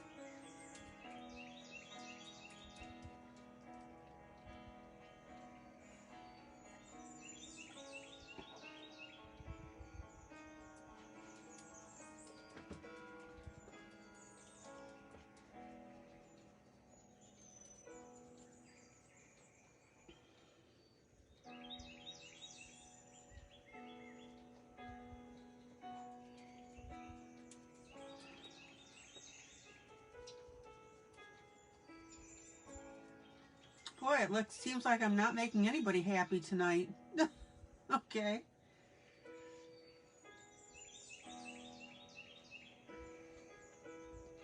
Helen, I run these on YouTube, so I mean, people can scrub ahead and they can watch the video.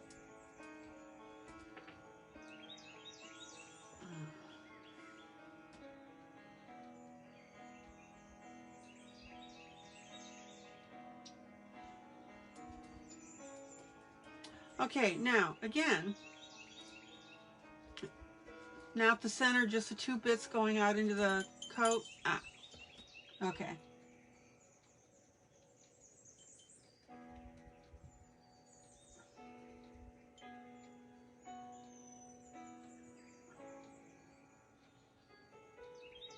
Okay, so what I'm doing now is I'm using my darkest brown to get into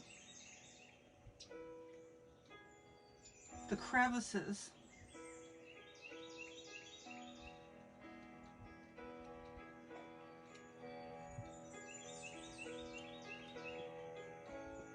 And again, I'm not too worried about blending.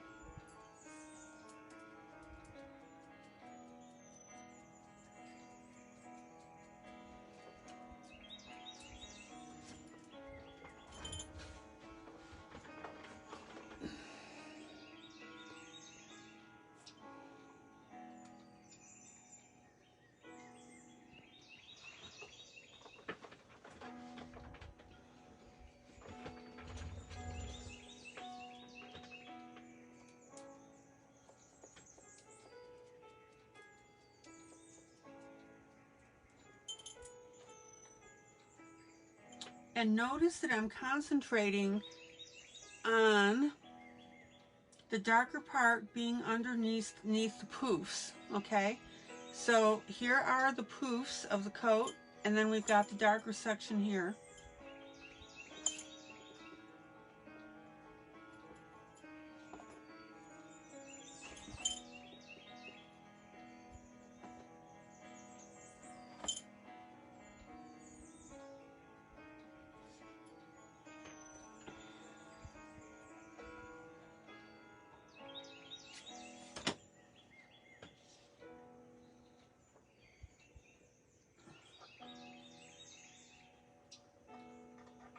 Now, when you follow your curves around, you want to just go ahead and do that in various sections.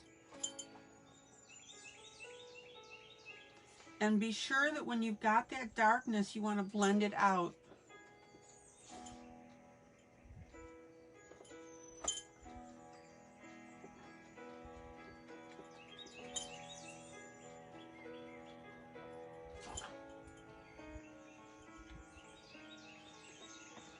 Now, notice, and again, I'm staying in a distant view because I want you to see that dimension.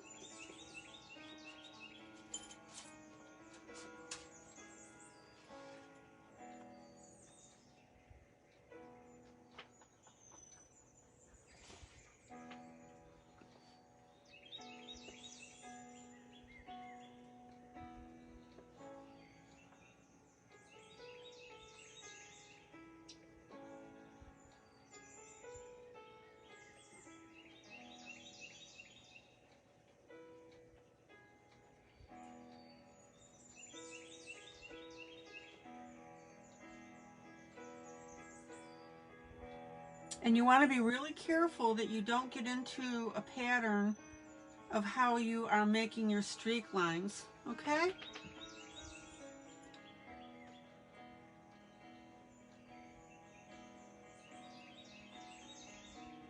But I'm hoping that you can see now that as I'm adding that third brown, I mean, guys, look at the difference between the two sides now.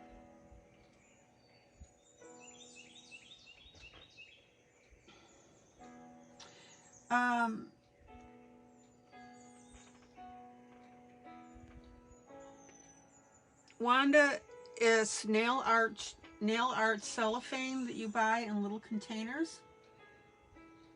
I was showing those containers last night.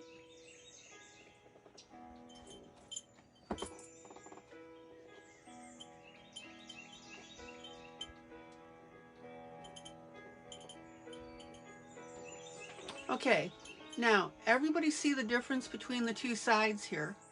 This side looks great, but this side looks better, and I'm still going to blend that.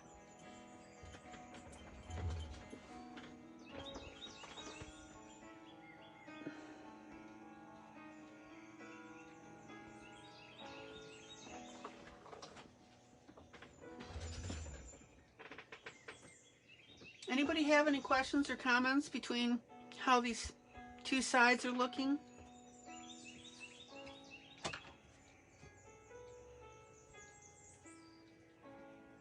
And remember, when you make a really dark edge like this, critical, you've got to blend it in.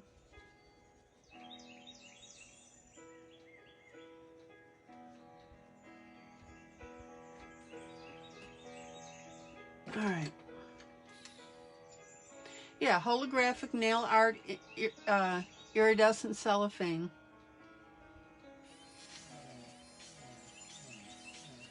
Thanks, Lila. And I've got the item posted in affiliate.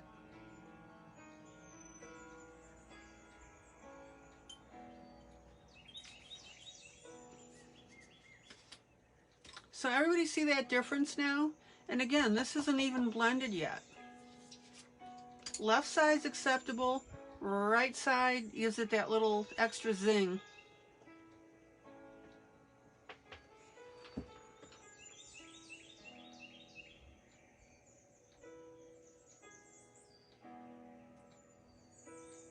Okay.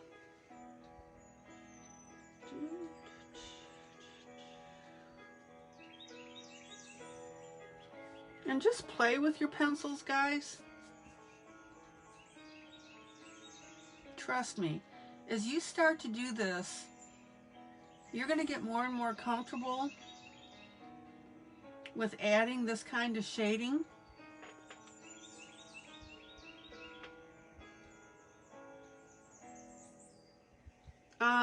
I think that was Katie, Julie.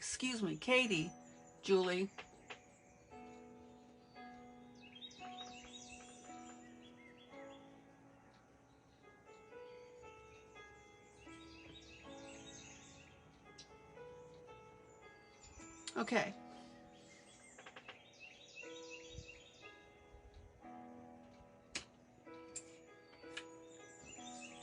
So let me show you what I mean about the blending.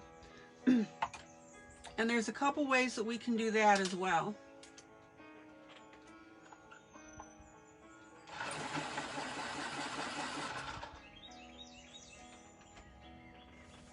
Because my lines are a little bit harsh, I'm going to very, very lightly use my blender pencil.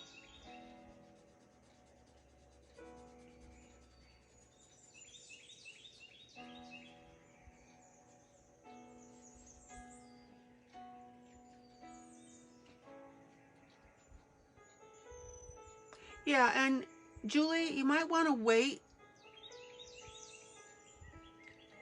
on that nail art stuff because I'm going to show you guys something tomorrow. Oh no, I'm not, because Dawn's here.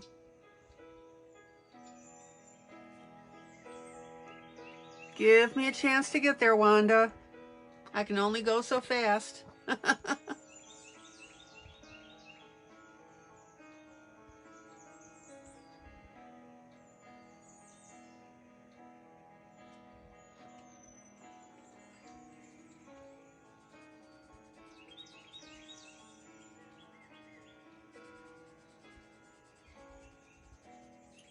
So I want to go ahead and soften all this up. And again, this is going to be highly dependent on how your paper behaves.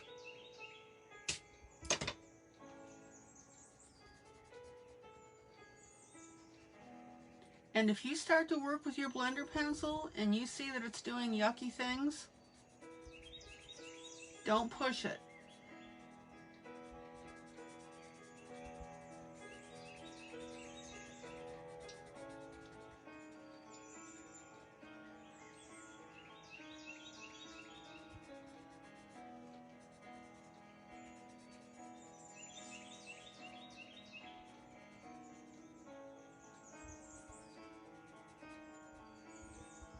Now we want a really, really soft look here.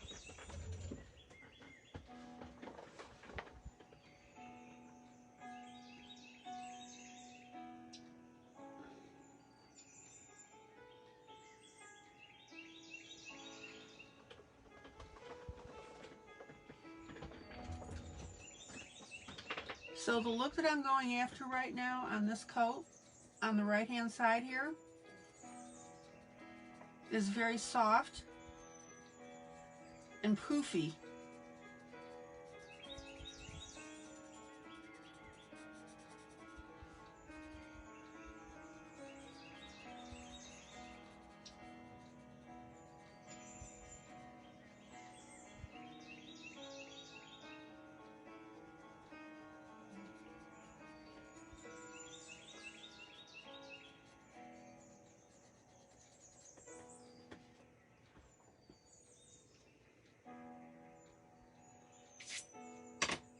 So now I'm going to take my Prismacolor white and I'm going to go over the top of this.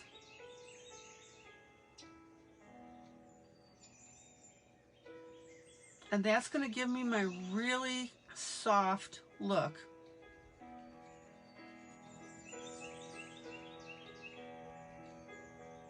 Oops, I just had a piece of cellophane pop off. Boy, that little sucker just flipped across the page. 4 inches of snow tomorrow. Ooh. Did you guys see that piece of cellophane fly off across my page? Ay, ay, ay.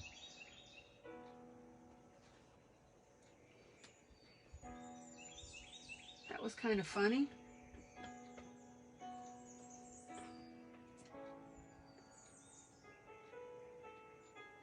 So, there we go. It is back on there.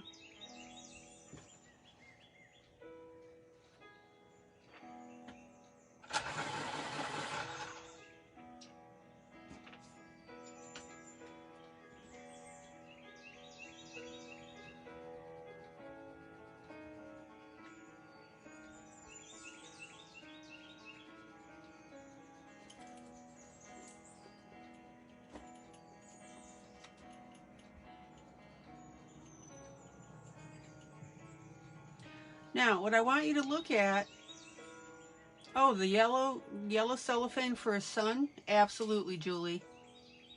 Zoom in.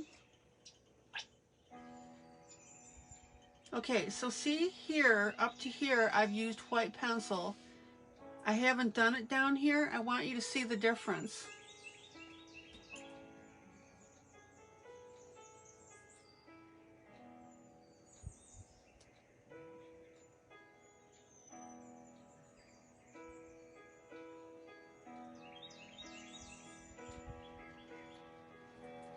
Okay.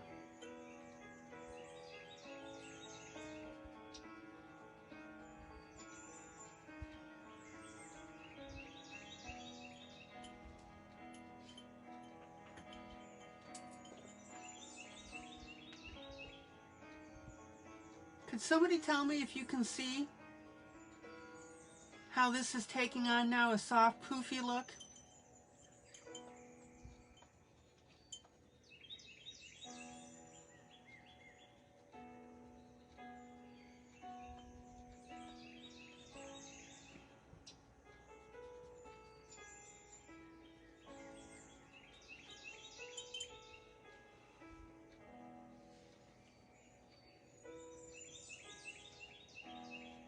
So everything that started out to look a little bit harsh is now blending in beautifully.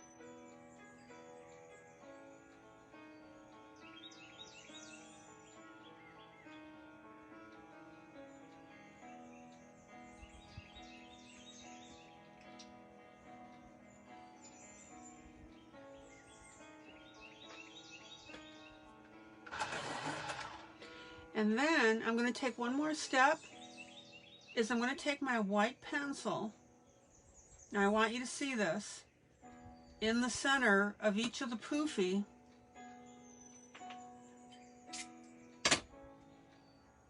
and I'm going to highlight that. And what that will do is that's going to bring that portion of that poofy to the forefront.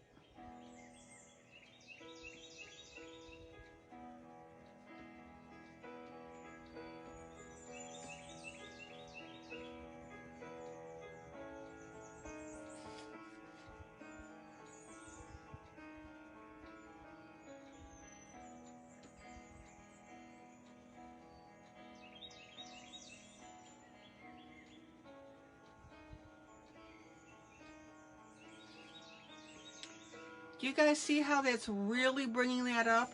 And I want you to keep that in mind, because if you're coloring fur, this is a really neat technique.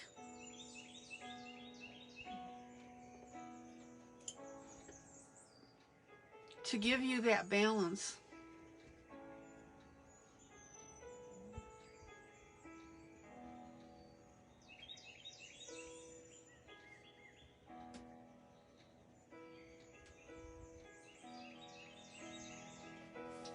Okay.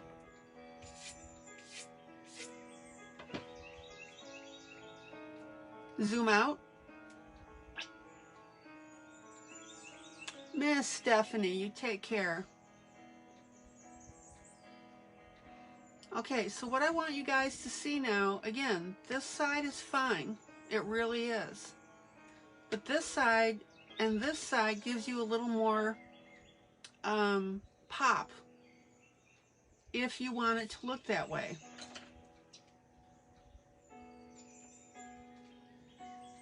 And what I could do, if I wanted to, is go through and highlight my high points with the white on this side. I'll do a little bit on this side so that you can see it.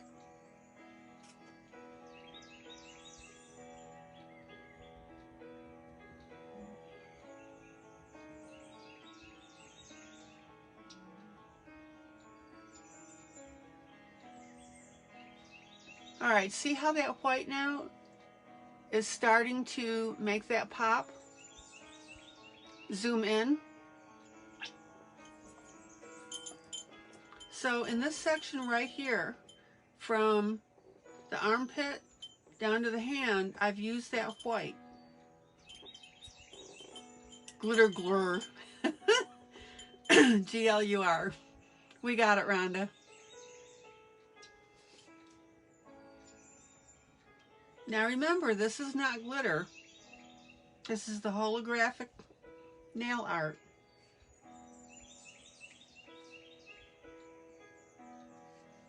So does everybody see now how that white is really making this look cool? And see, when you're doing this, and you want to go in between some of that fur, you can do that as well.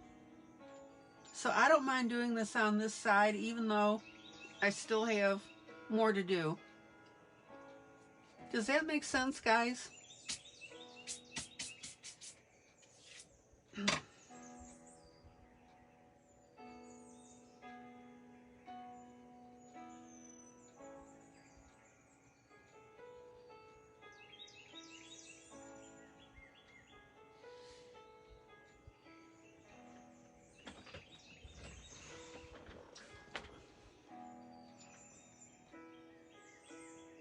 Oh, okay, Julie.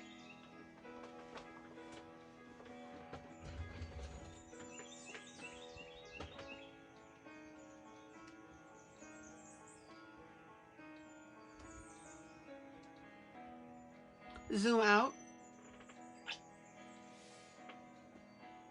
Okay, look at the difference, guys. See that? Now, if you feel that that highlight on that brown is a little too much, that's where you can go ahead and cover it up with your white and tamp it down a little bit.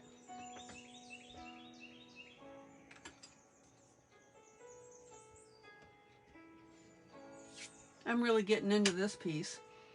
Okay. And now the last little thing that I'm going to do, and you've seen me do this before,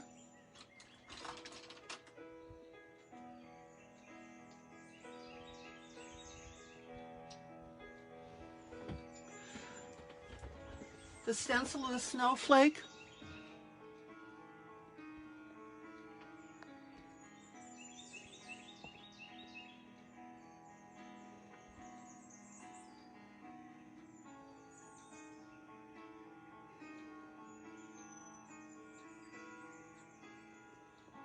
So, Julie, when you added that glitter glue, did you like use a toothpick and poke it into your little seams?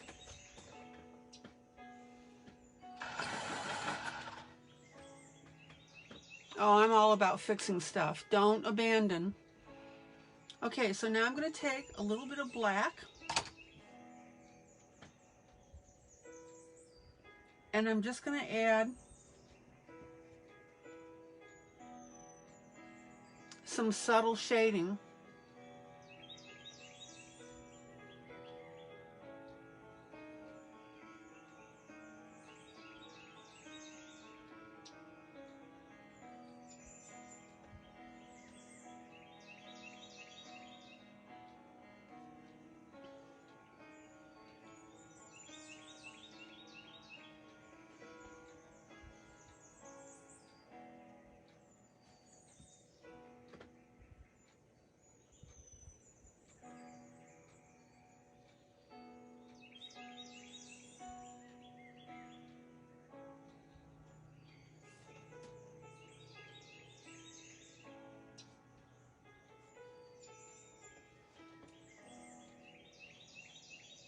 Okay, so you put the glue on the stencil.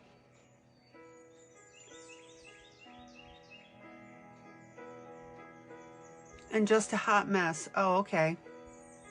Well, Julie, that just sounds like it was your technique.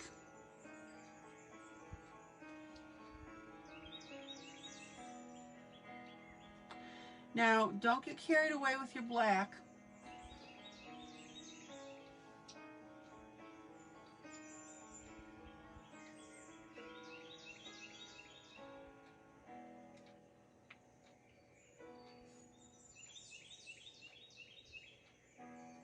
It doesn't take a lot at all. Very, very subtle shades, guys. Zoom in. Zoom in.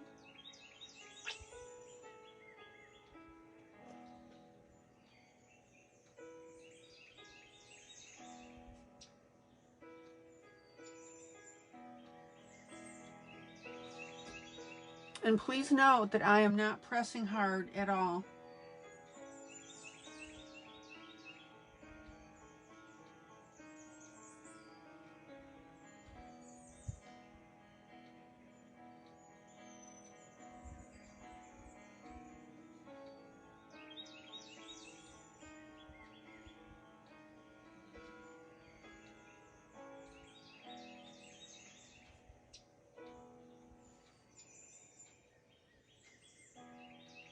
And you're exactly right, Rhonda. You can, gray is a great color. You can use that.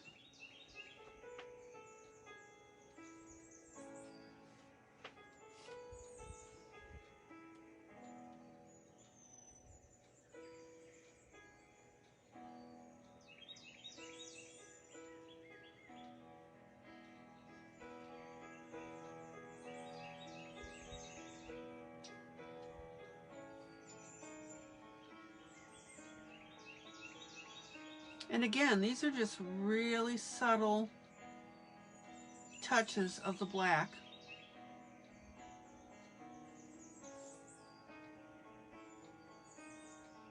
Oop, that one wasn't so subtle. Oops.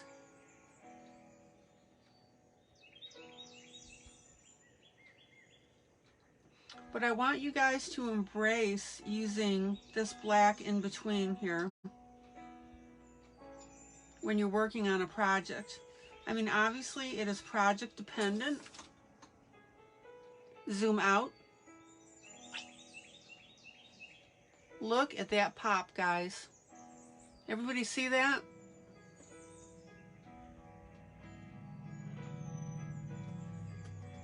Now, here in my studio, close up,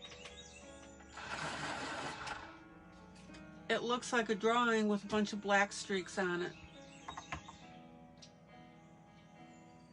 So very judiciously now, I'm going to very, very lightly blend that in. In other words, I'm not going to disturb what the black is doing.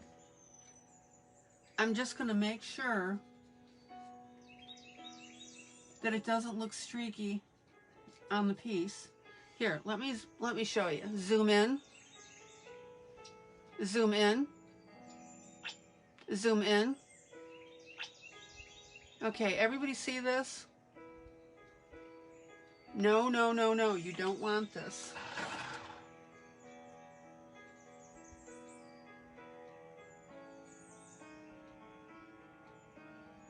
Okay, Wanda, you got into the paper with your chalk pastels?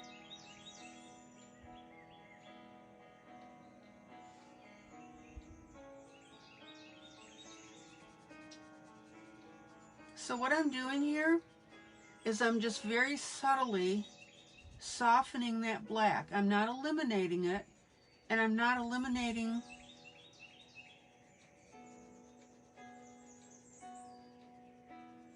what the black is supposed to do, okay? When you're coloring, you don't ever, ever want a stark black line for shading. Everybody see the difference now that I'm blending that in? So, Wanda, are you saying that you got your chalk pastel on an area that you didn't mean to put it?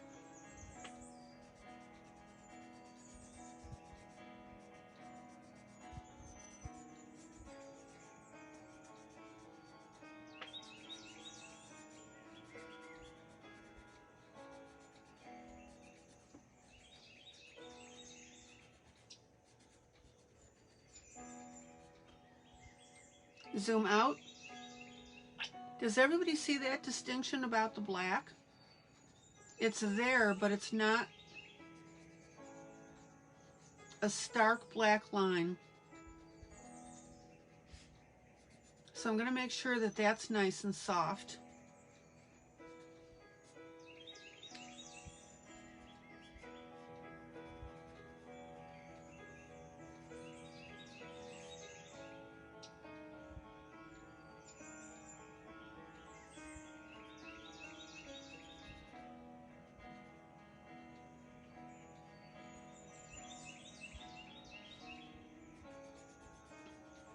Well, Wanda, why don't you go ahead and post what happened and use it as a teaching tool for everybody?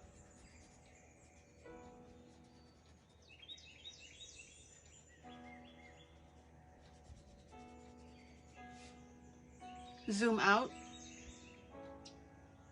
Zoom out.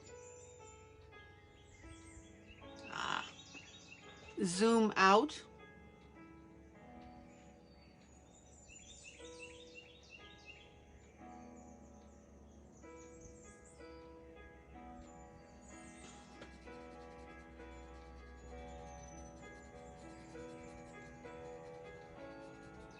Now, because we're working with this fur, this is where you want this black to be very, very light. I'm sorry, not light, shaded. I'll get there. You want it to be soft. Because remember, it's the fur, right?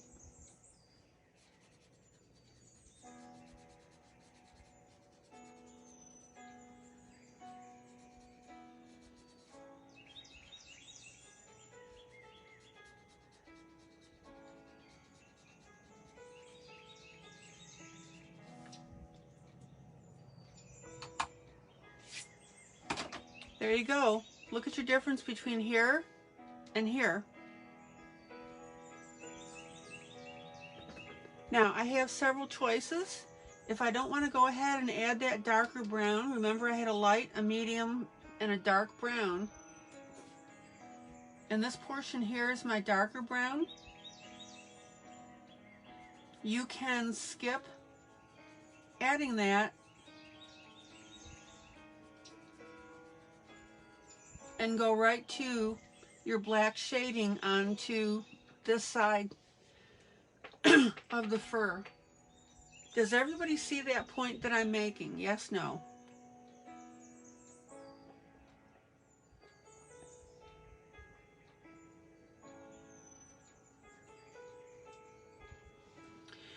And the thing that I want you to see too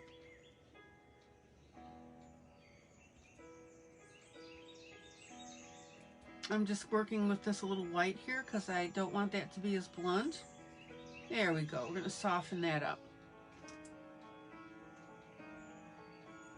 The thing that I want you to see too is because I'm using the white to make these puffies come up, it is now balancing out with all my holographic nail art stuff that I put on here.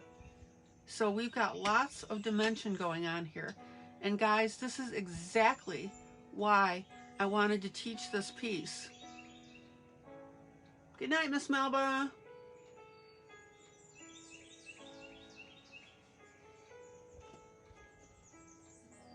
Is because I wanted to show you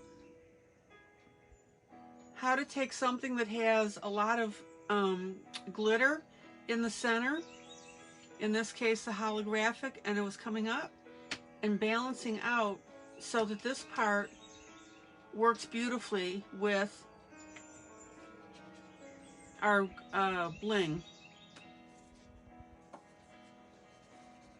And the secondary lesson here is to show, let me pull the original here.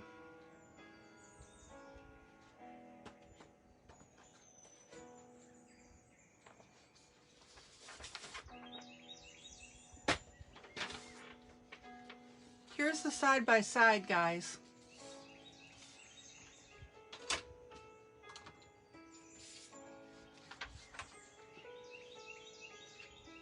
See the difference?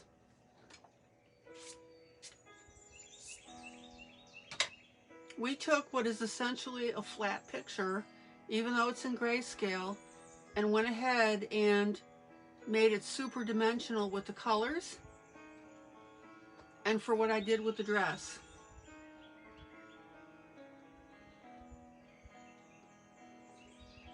And I'll be posting this in the main room when I'm done so that you can see the comparison.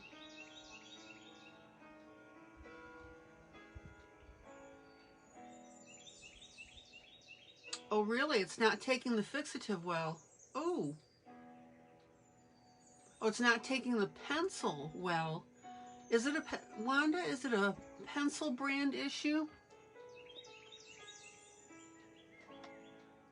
Okay, now I'm going to move my light here so that you can really see the glitter on this, or not glitter, but the holographic effect on the dress.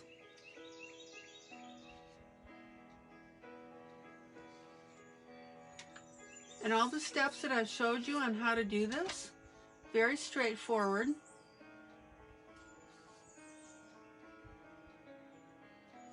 And you get this drop dead gorgeous effect.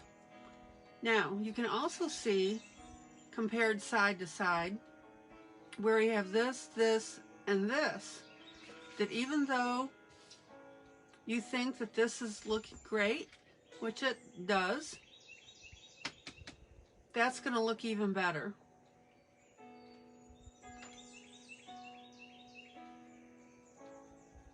And again, if you see some areas here that are coming out a little too streaky and you want them to be softer,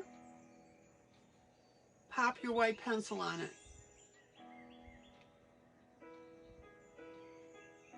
So it's a paper issue, Wanda. Okay.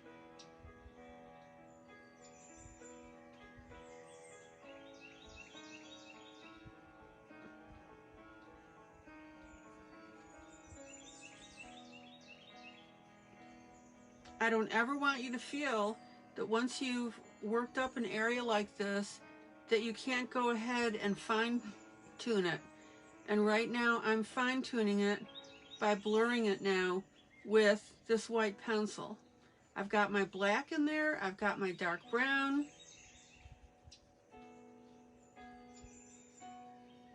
And I want you to see how this is slowly changing right before your eyes.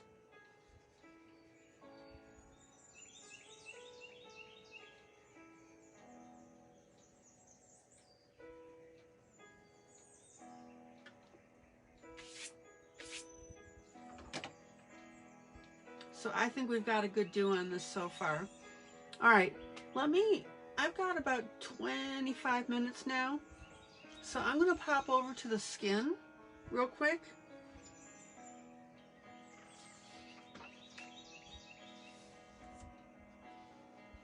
Zoom in.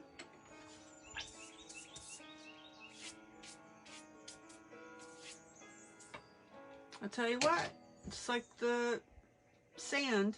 I'm going to be finding this stuff in my bed. You mark my words. Okay, so let's play with the skin now.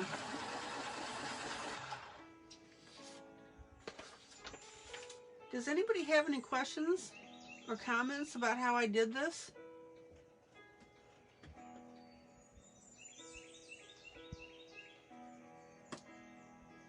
Oh my gosh, I am breaking pencils points.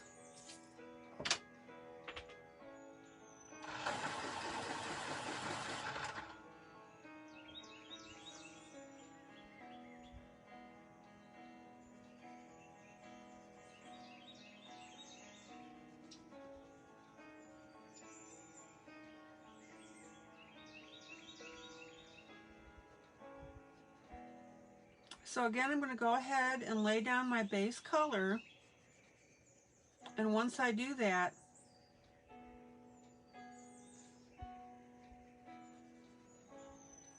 the grayscale is giving me a beautiful, beautiful indication about where my shading's going to go. Zoom in. Let me move my camera. Excuse me for that.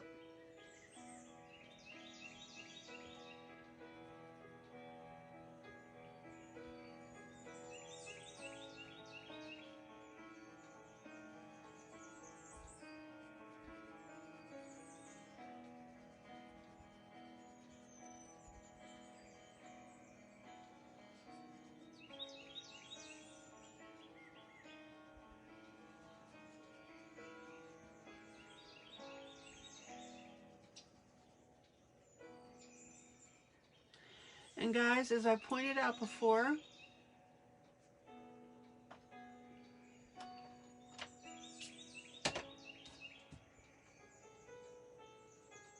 there are many ways to do the grayscale.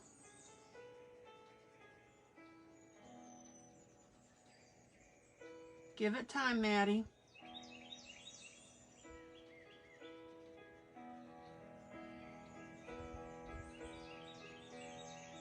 Is that you can go ahead and do your light first, medium dark, or dark medium light.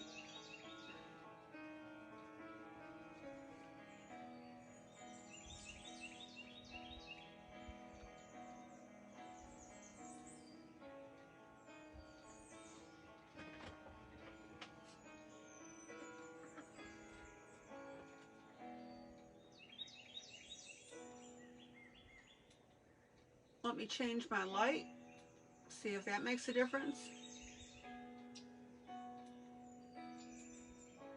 Ah.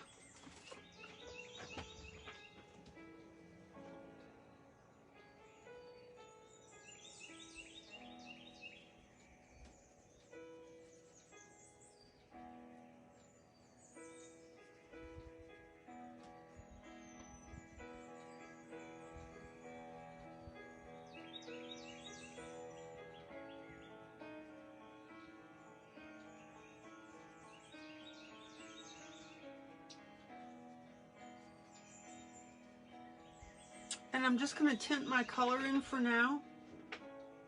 Now, the other thing I wanted to show you real quick too is this is where on this nail art now, I've got, oh, here we go. These are my rose colored pieces. And I want to find a little bit of a dangly here. Ooh, that might be a good one. I'm just going to temporarily put this here because I want you to see this.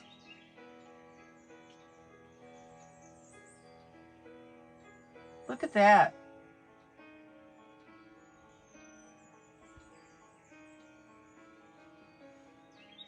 Everybody see that?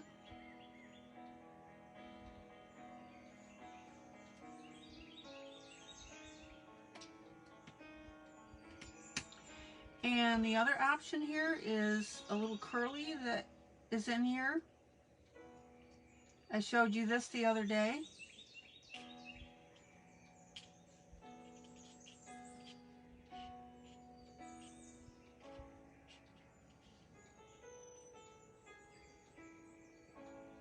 Look how cool that's going to look as an earring.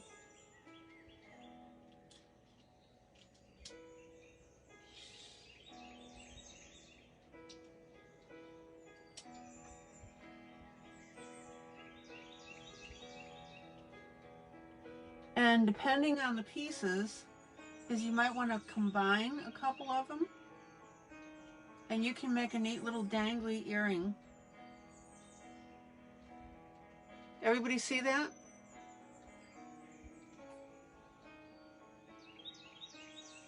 So that's where I'm going with this. Zoom out. Zoom out. And that's how that's going to look eventually with something. So it's a very little subtle add-on that makes the piece look really good. Okay, let me get this back up. I just wanted to show you the direction that I was going with this.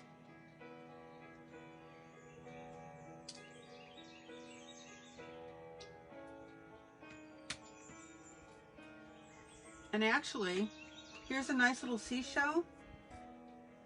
Is one of them.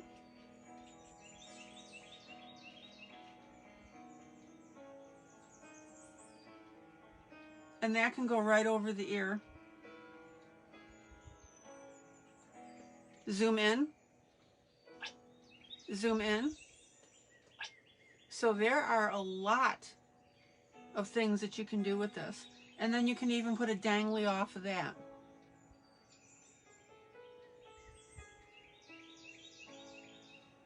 All right.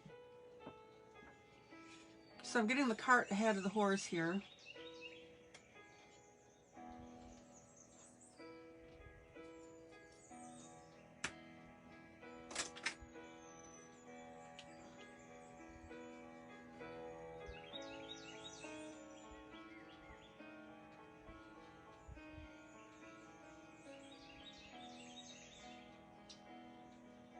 So I've got a base color here.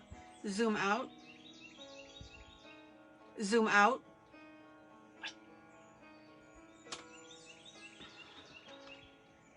Oh, that ring certainly is asking for bling.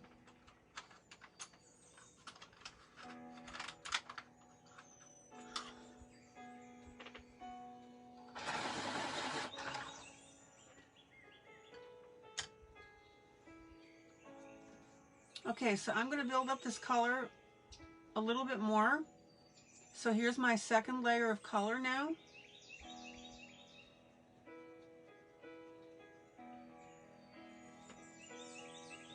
Hi, ILene.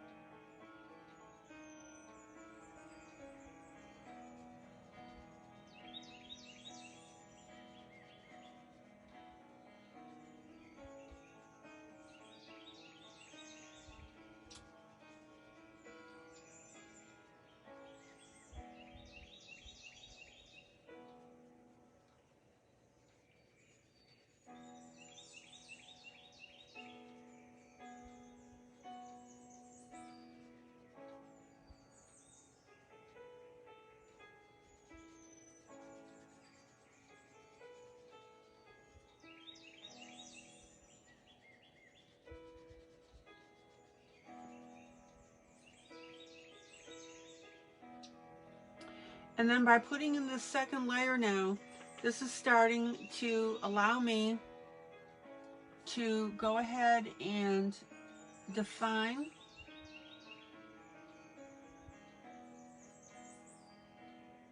my curves on the face. This is a little more of a peach.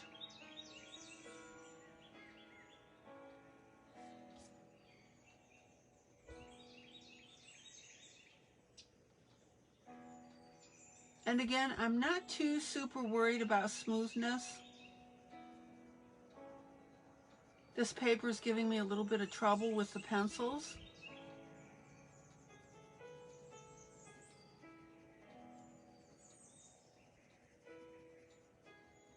And that's fine.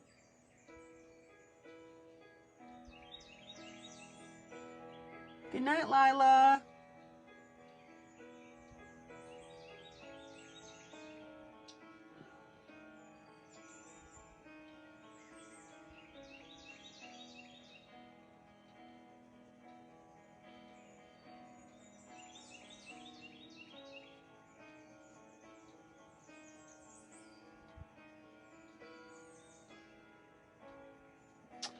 And then, and again, looks a little streaky, but that will disappear in a little bit.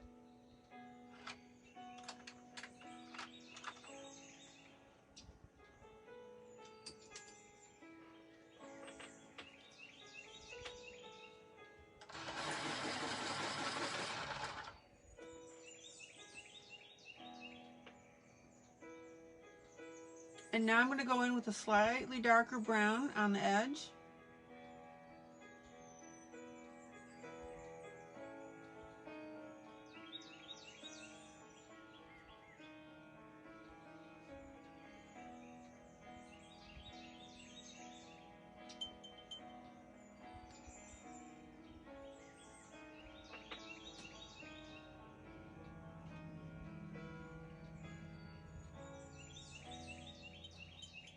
To get that shadow going.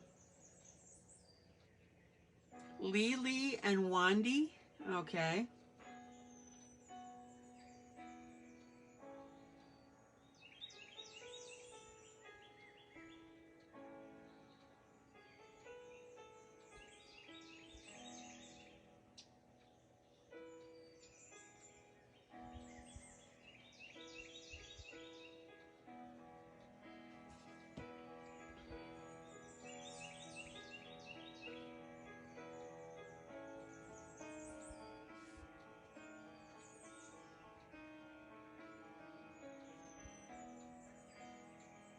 And again, it's going to look a little wonky when you start,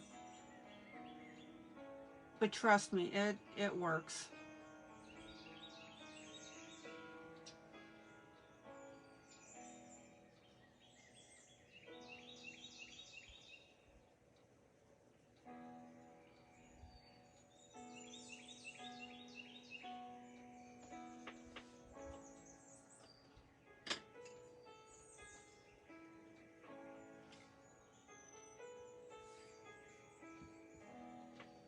And let's see.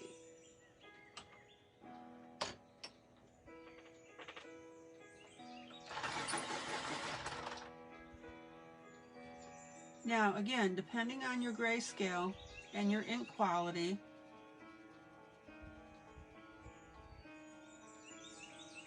I happen to be blessed with a printer that the ink comes out really well.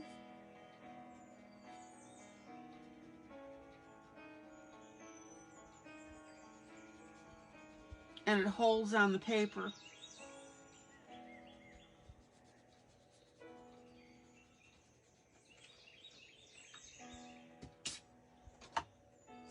And if you run into something like this, where your gray starts to pull up,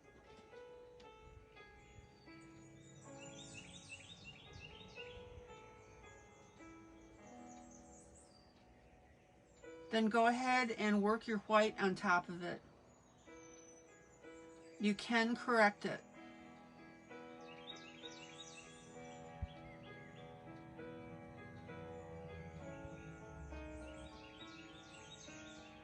It's annoying to have to do that, but it is doable. It really is.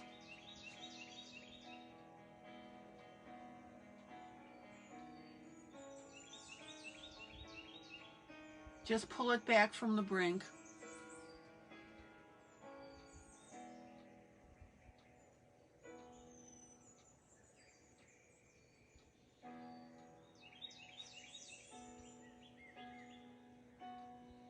Okay, now notice how I ran the light brown down just a little bit to define that cheek area.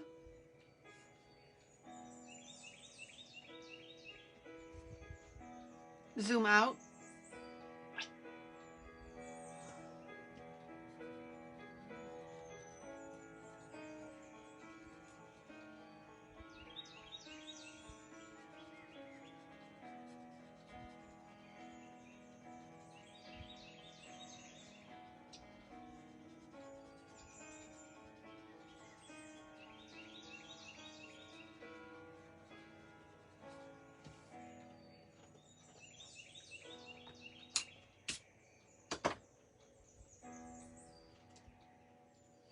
All right.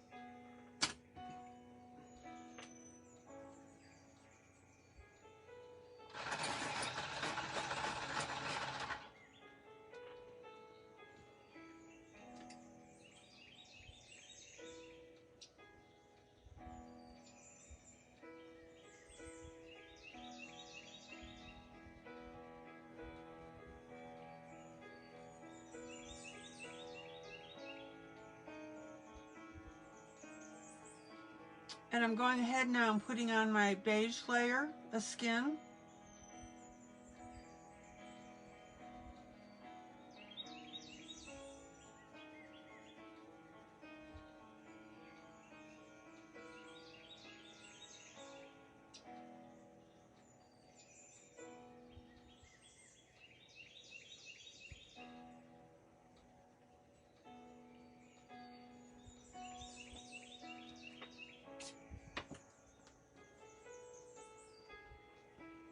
And sometimes what I'll do as well, which I'm going to do now, is I'm going to go ahead and define the blush on the skin.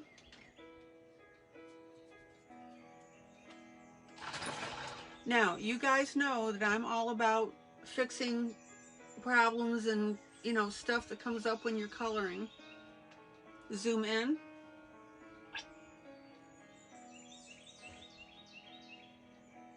And if you have something come up, shake it off.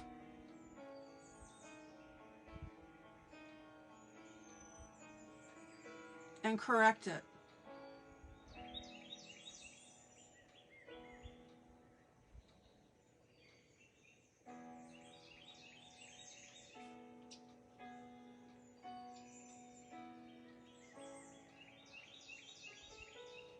And you can usually pull it back.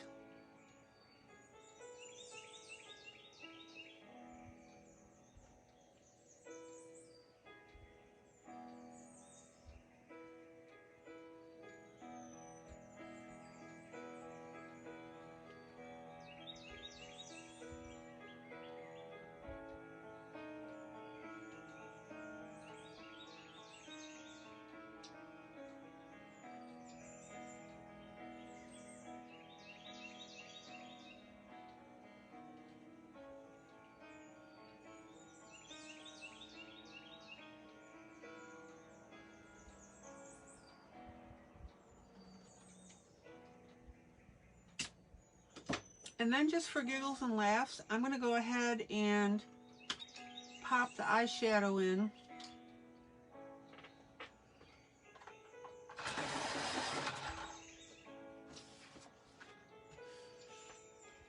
Zoom in. You have a gorgeous mink jacket for trim. My daughters won't take it from you.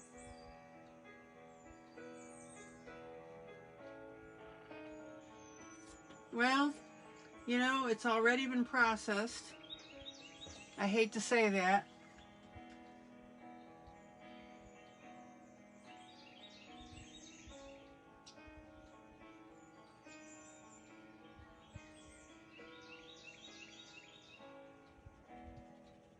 And now I'm going to go ahead and put a hint of blue on here.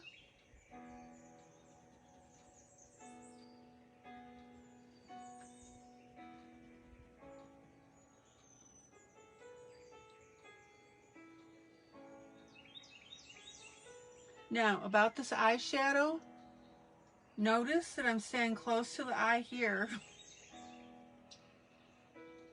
But when I get to the outside, I'm pushing it up towards the eyebrow. Everybody see that?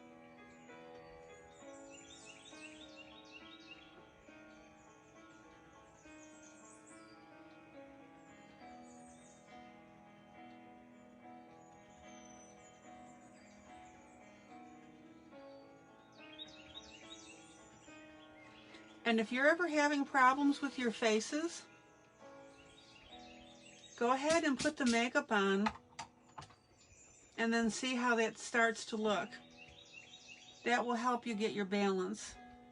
So I'm going to go ahead and put a little white on here just to make sure we've got that softness. Oh, by the way, I used that white pencil art with that rhinestone kit that I got. Does not work for coloring. Yeah, for that outfit she needs eyeshadow and red lipstick. Yeah. Yeah, I'll touch up her lips while I'm doing this. Might as well.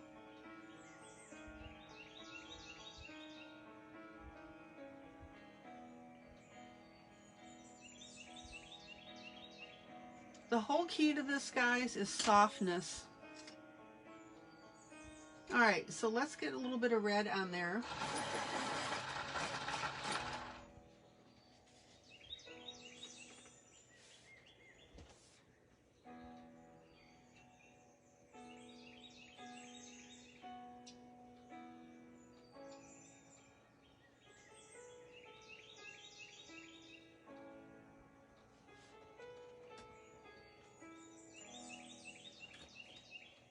And I'm going to go ahead and soften that red.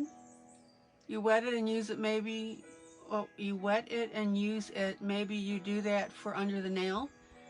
What are we talking about, Julie?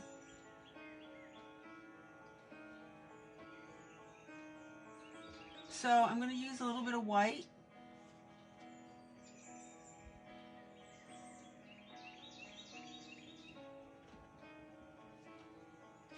Just to soften that.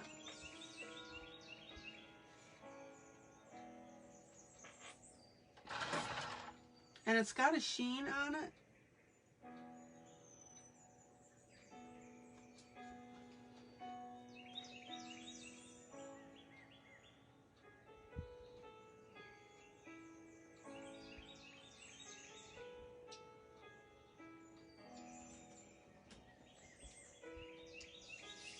Zoom out. Zoom out. And I haven't even touched the hair yet. Zoom out. So what do you guys think so far? Yay or nay? Let me get my light off that sheen.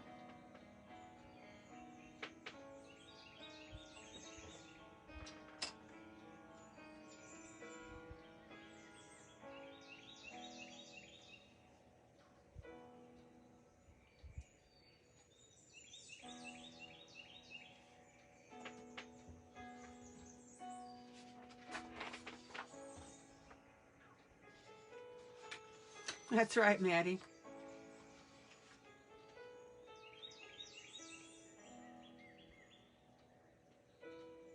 Oh, that white pencil you were talking about. Okay, gotcha. I wanted to see if I could adapt it. So everybody see the before and after, the transformation?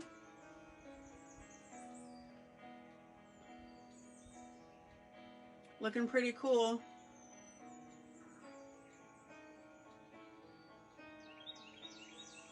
Questions, comments,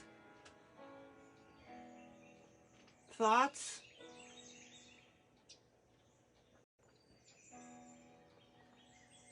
And more importantly, is this something that you feel now that you can do since I've shown you the steps?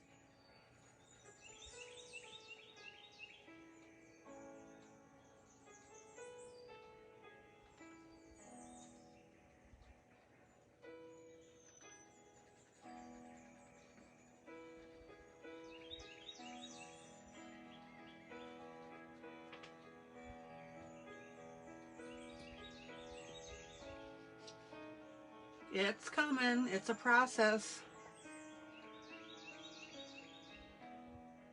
Now, one little thing that I see. Stay with me a minute, guys. Let's see what this does. I'm thinking just a little bit of black right next to this dress.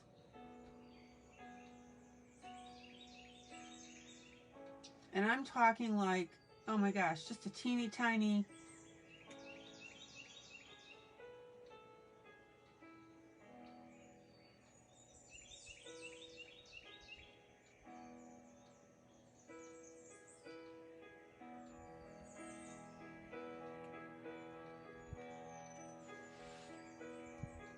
So see, you'll start to see that dimension right here as well.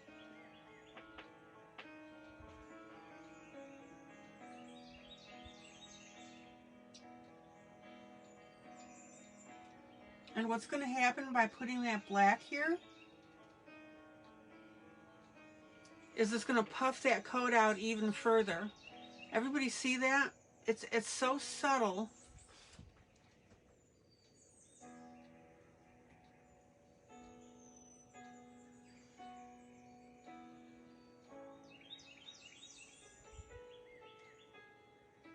But by making that coat puff out like this, by putting this black around that edge,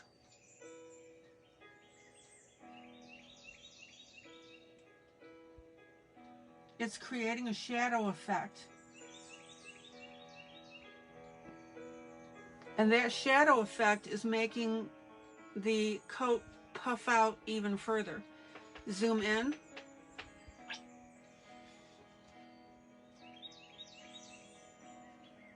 Does that help, ILene?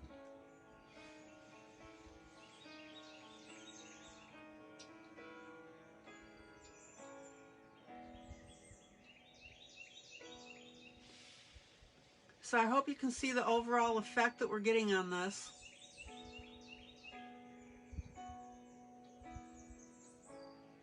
Zoom out. Zoom out. Zoom out.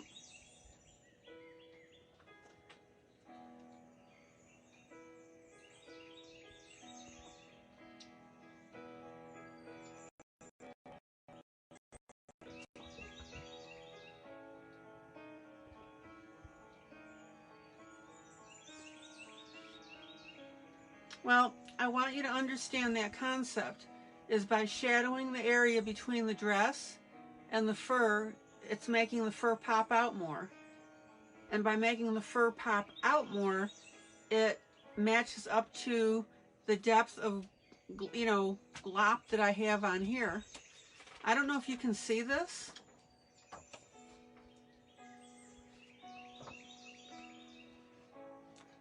There you go. Do you see how thick that is? So it's pretty thick on there. The layers of the nail art stuff, the holographic. Everybody see that? But when I turn it, this coat pops out beautifully.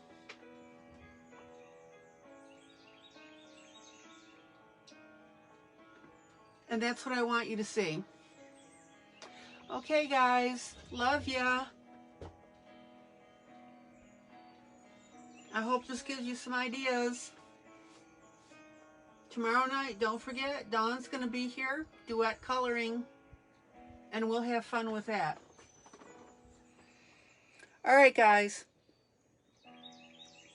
This is ILene Vick for Teaching Adult Coloring with ILene Vick. I hope you learned something. I hope it gave you some ideas.